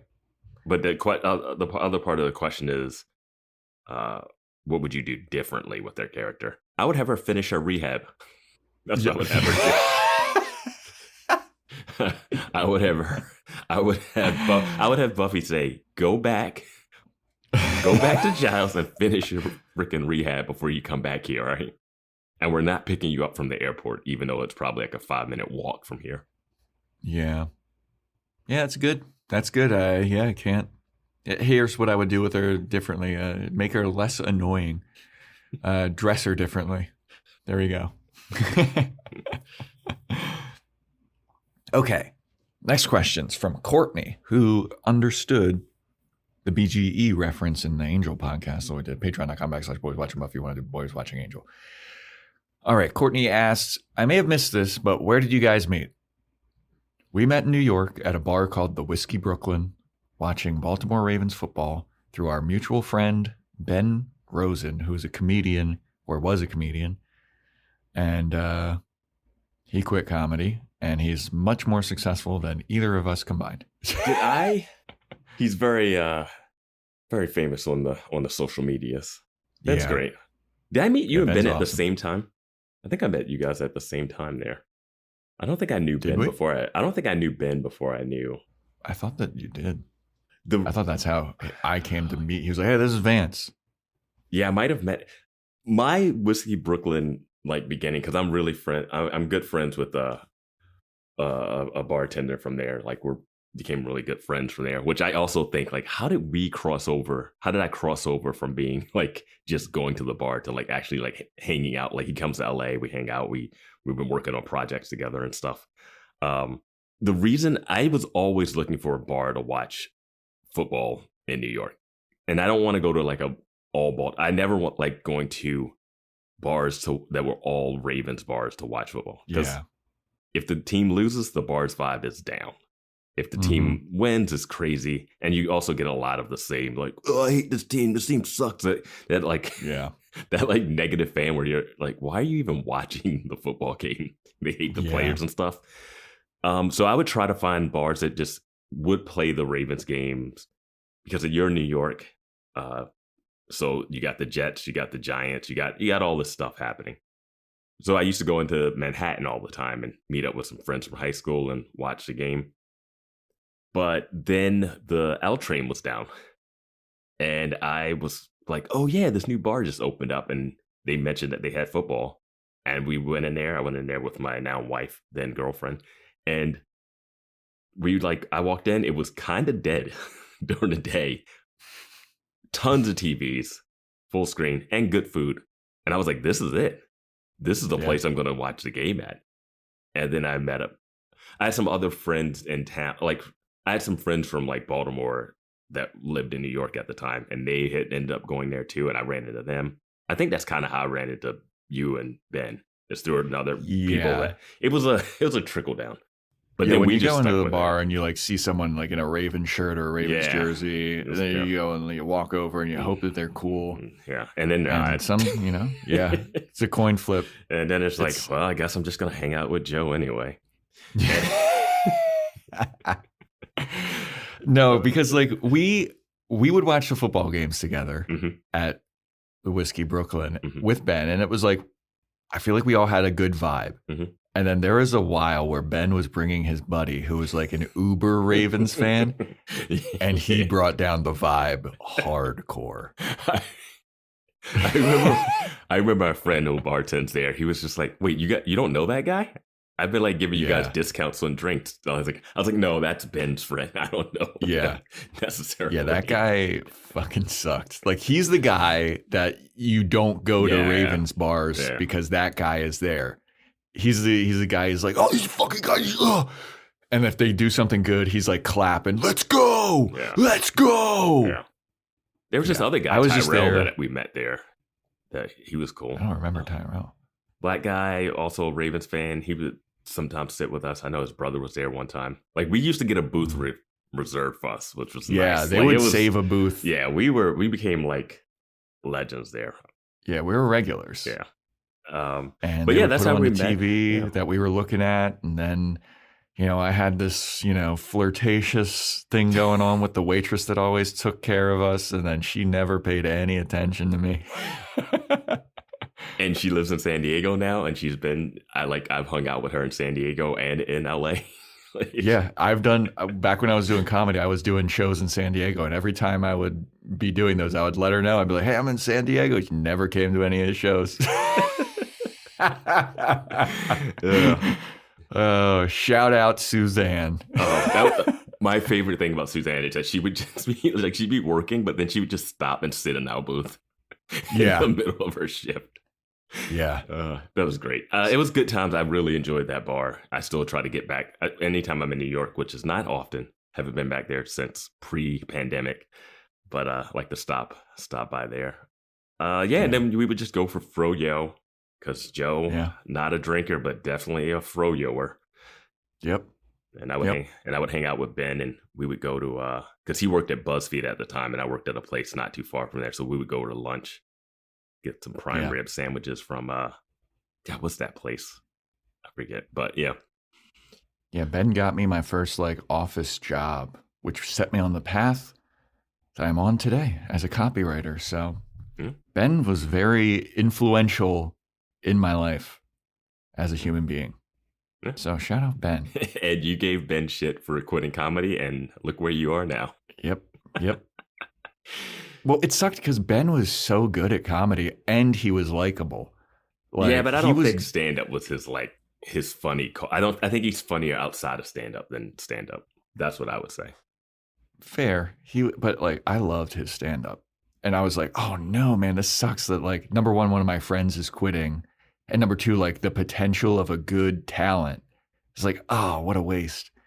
And he, like I said, he's just likable as fuck. Yeah. Like everybody liked Ben. But yeah. All right. So Courtney's second question is, who's your favorite villain of the show? You know, it's got to be Angelus. It's got to be Angelus. The mayor's up there too. I like him, but it's Angelus. It's definitely Angelus. Yeah. All right. Well, thanks, Courtney. Nice little trip down memory lane for both me and Vance there. The story of watching football in a bar to both somehow being out in LA randomly and doing a podcast about girls and Buffy. Yep. What a life. That is a journey. That is a journey. Yes, it is. I would. You know whose arc was the best? Ours. If someone would have told us that years later, the two of us would be in LA doing a podcast, I would have been like, nah, I don't see that happening. Okay, here we go. Next question's from Lindsay, aka Linz, 19838. Number one, if you could change any main character's arc and ending, who would it be and what would you change it to? Buffy's ending? I don't know. I Maybe don't have hate Giles such an abandonment daddy. But what is that? Their ending is all. You know what? This is what I'm gonna do. I would let Anya live. Okay. All right. Yeah, I don't really have a. Oh, I mean, give Dawn something to do. Yes, Dawn. Yes, give Dawn a more bonding, defined role in the Scoobs, at least. Yes, a more defined role besides, oh yeah, I just kind of know everything about research all of a sudden. Yeah. Make her start her own little Scooby. I would have Dawn have her own little Scooby faction. That seems like, oh yeah, she's got her own little group of people, and they handle the smaller demon stuff. Her and Amanda team up, and Amanda is the potential strong, and she's the fighter, and Kit is starting to get into witchcraft, and then the Hispanic guy that we never see again, he's the muscle / comedic relief type Xander character, and she starts her own little group. Yeah, it'd be like, Buffy's team is like the Avengers, yeah, and Dawn's team is like the Daredevil, Iron Fist, Jessica Jones type thing. Because they do that in The Wire. Spoilers for The Wire or whatever. But at the end, like season 4 is about the school system, which is like bleak but accurate and dark. And then the last season is about the newspaper and the politics and newspaper stuff. And at the end, you see how the kids from that 4th season are going to turn into the people from the series itself. Like you see them all going down the same path, and you're like, oh, this guy's going to be this guy, and this guy's going to be this one. And you're like, and you see how the cycle just like repeats itself. And it's very well like put together. Yeah. So I think that's what it would be, Dawn having a full coming into her own. Second question from Lindsay is, how do you think the series would have been different if Angel never left? This is up there with that Cordy. I think I wouldn't have I don't think that Angel would have been likable. I feel like he wouldn't have let Buffy go. I think he would have had to turn bad. He would have become toxic as Angel when he wasn't Angelus. Yeah. And it would have been, it's tricky having him gone and watching 4 seasons without him, because the tension that he has with Xander was already there. And then if Buffy dated anyone, we'd have to deal with him being like, oh. I think it would hinder her dating anyone. But Buffy doesn't date anyone besides Riley and Spike. I am going to say, I feel like Buffy, the series, would have suffered if Angel didn't leave. Like, I think that it's good that he left and had his own show, because I can't see him being in this show as a constant and it being good.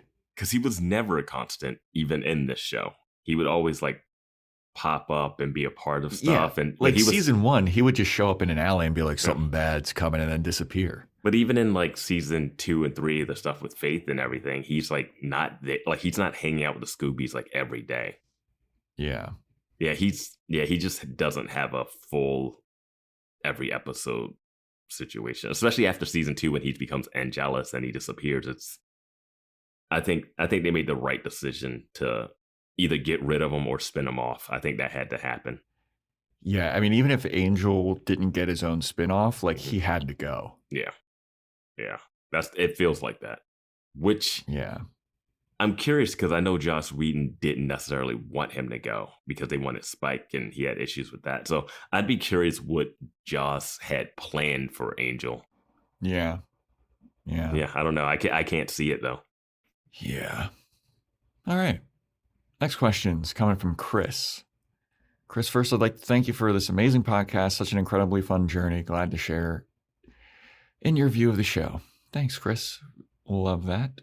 2 questions. Number 1, if you had to rewrite the series so that in season 6, a new Slayer was chosen after Buffy's death at the end of season 5, but you had to pick from all the potentials of season 7, which potential would you bring in and why?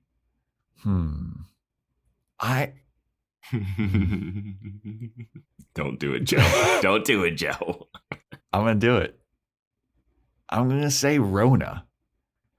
I think it would have been interesting to see us, like, because Buffy, when she comes into the show, she's like kind of gung-ho as the Slayer.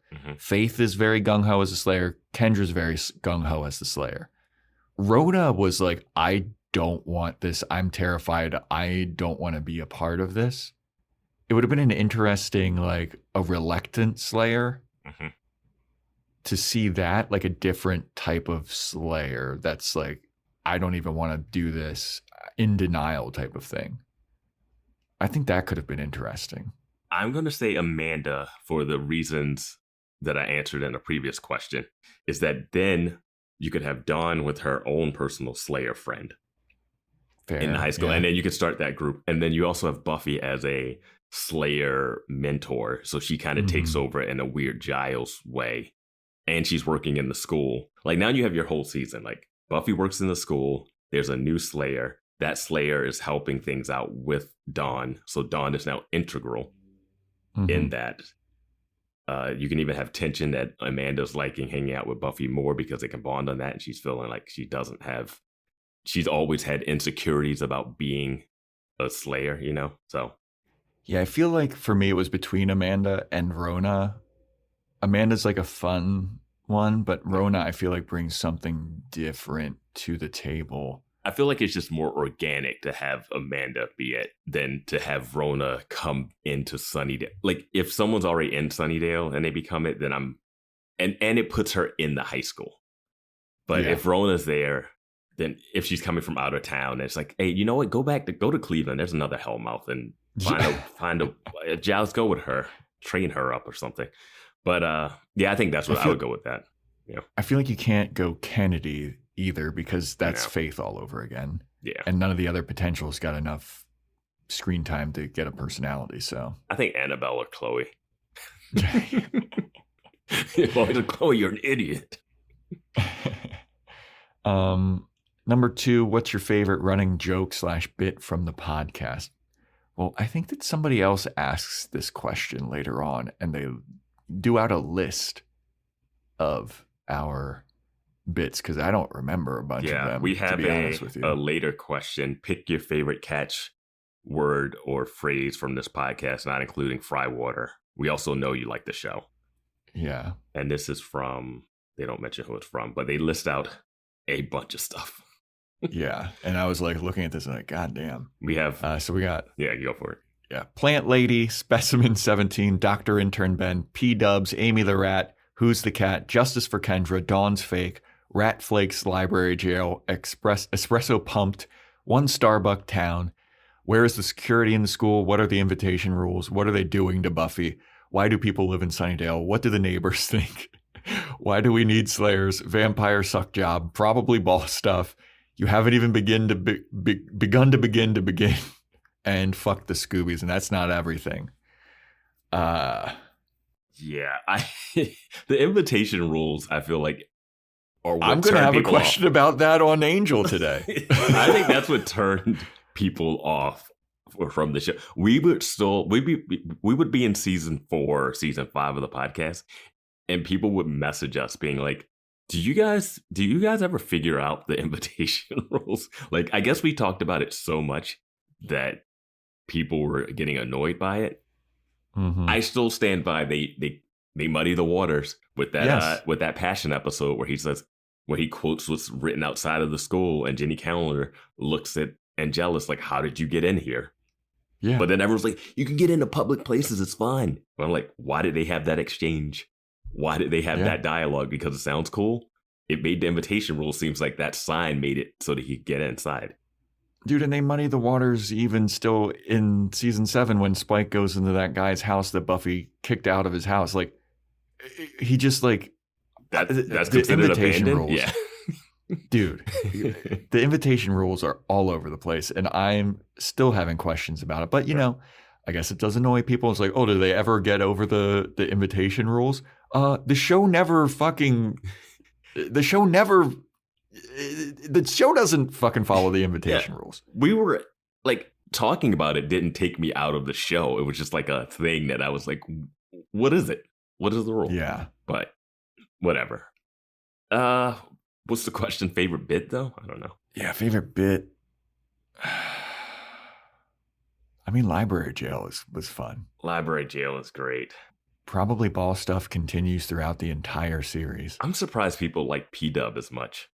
I know, me too. I would just that just came out of not saying Woods. Yeah. Yeah.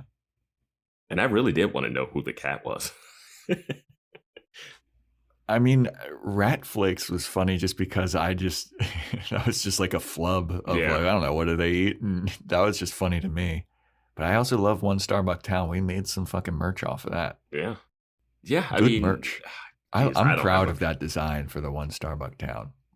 Yeah, for me, it's whenever Joe does this dude, I know it's about to be a worked up rant coming. Yeah. Yeah. Yeah. I mean, I like them all. Call me biased, but I like the shit that we do. I like it when they like it, so that's fine. Yeah. Yeah. All right. Wait, Next, let's do a little time check. How many more questions do we have? we've got, let's see, I where are think we we- at in this list? What are we on? Are we banging this out? Should we Or just is do this, it? or is this Yeah. going to be a part 2? Yeah, we've got we've got quite a few questions left, to be honest. Do we have enough for a part 2? What do you think, Joe? The ones that are coming up Or- are the ones that are like, if you had to write a spin-off, Oh, what okay, would it yeah. be like and who would it be? Yeah. So maybe we break this into a part 2. What do you think? So we can I give it think full so. justice. Yeah. Yeah, Let's 'cause- do one more question. Let's All find a simple one. I'll let you find this. Oh this no, one. you can find it. I'm kind of Okay. lost in the weeds here.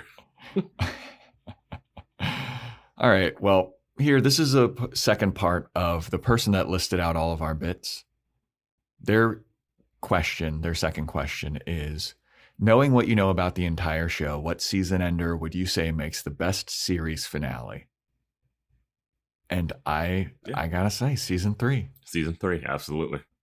That one just wraps everything up so nicely, ties it in a nice little bow, and just like you can see them going off to college. We don't need to. We just know that they're going on more adventures as these things. Mm-hmm. Like, that's such a nice tie. Angel goes off. He can't be with Buffy, but Buffy's like, okay, I'm cool with that now. I understand why. And like the final shot of like the high school yearbook, them saying like, we did it. We survived high school. Like, perfect. That was like such a perfect ending. Yep. Yeah. And I know that like there's more money to be made, and I get why they continued. But Yeah, Yeah, no, that's man, a that was perfect such a little good one. 3-season. First season's a little weird and quirky and campy, but yeah, it really hits its own. I know that we talk about how season 5 is a good one because it shows everybody's skills. But then there was just like so many questions to be asked after that. Like, is Giles going to have to answer for killing Dr. Intern Ben? I think it just didn't feel like it. I would pick season 5 if it had an epilogue. Season 5 does not have an epilogue to it. It has a she died close up on her headstone, the end. And I needed a little. I needed Dawn like getting ready to go to school and just like looking out and being like, all right, and just like seeing Xander and Willow killing someone on patrol and just being like, this is I just need to see what the new normal was going to be with afterwards, and I just needed something. It needs that like that the end of the Dark Knight kind of like he's not the hero the city needs. He's a villain or whatever. Like, I just need something that like kind of wraps it up in a little bow at the end. But instead it was just like, she's dead and Spike's sad in the background. And I guess Tara got her mind back and Giles is mopey and Dawn is like bandaging herself up. It was just so abrupt. Yeah. Season 3, man. And obviously we Mm-hmm. had our issues with season 7. So season 3 was really good. And I remember Holy Fat Fish had asked that question after season 3 before we even saw the rest of the show. It was like, yeah, if it ended like that was it, would that be satisfying? I was like, yeah, definitely. Yep. Yeah, man, that was the perfect ending. Mm-hmm. And season 3, like that's my favorite episode or favorite season because it wraps up so nicely. I got to shout out that scene where the mayor's in the hospital with Faith and finds out Buffy's in the other room. Dude. And that camera work and the look on his face when he's about to go in there and just choke the life out of her. Yeah. Wild. That was scary. And I think Angel comes in and saves the day right there, right? Or something. I don't quite remember, but it's crazy that the mayor was about to choke out. In plain sight, like in view of everyone. Like, that's nuts, man. Yeah. But yeah, all right. That's going to wrap up this Q&A episode. We're going to do a part 2. Yeah, this is part 1 of the Q&A. Yeah. We were trying to figure out like if we were going to have enough time.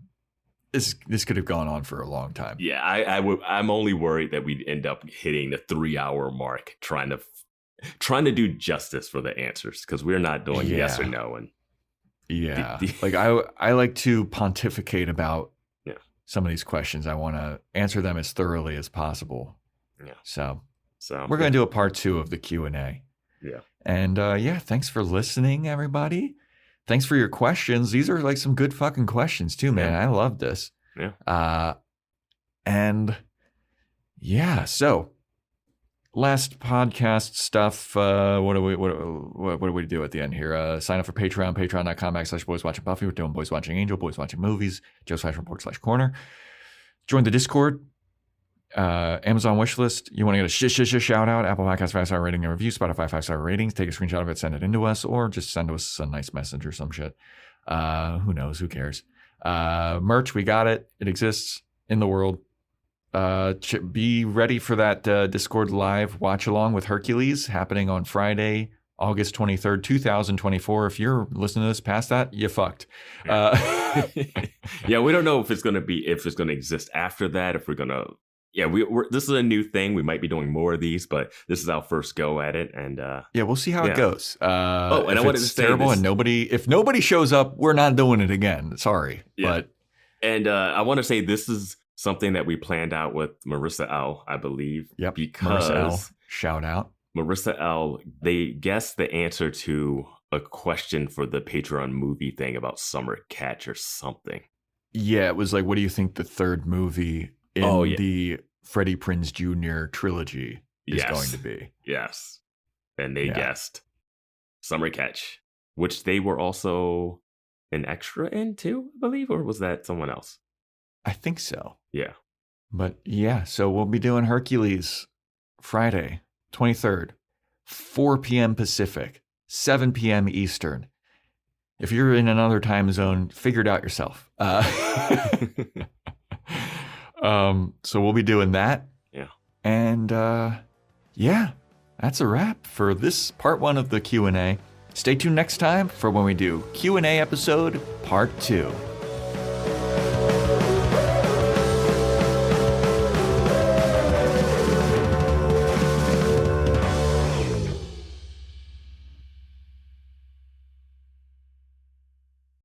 Seltzer Kings podcasts.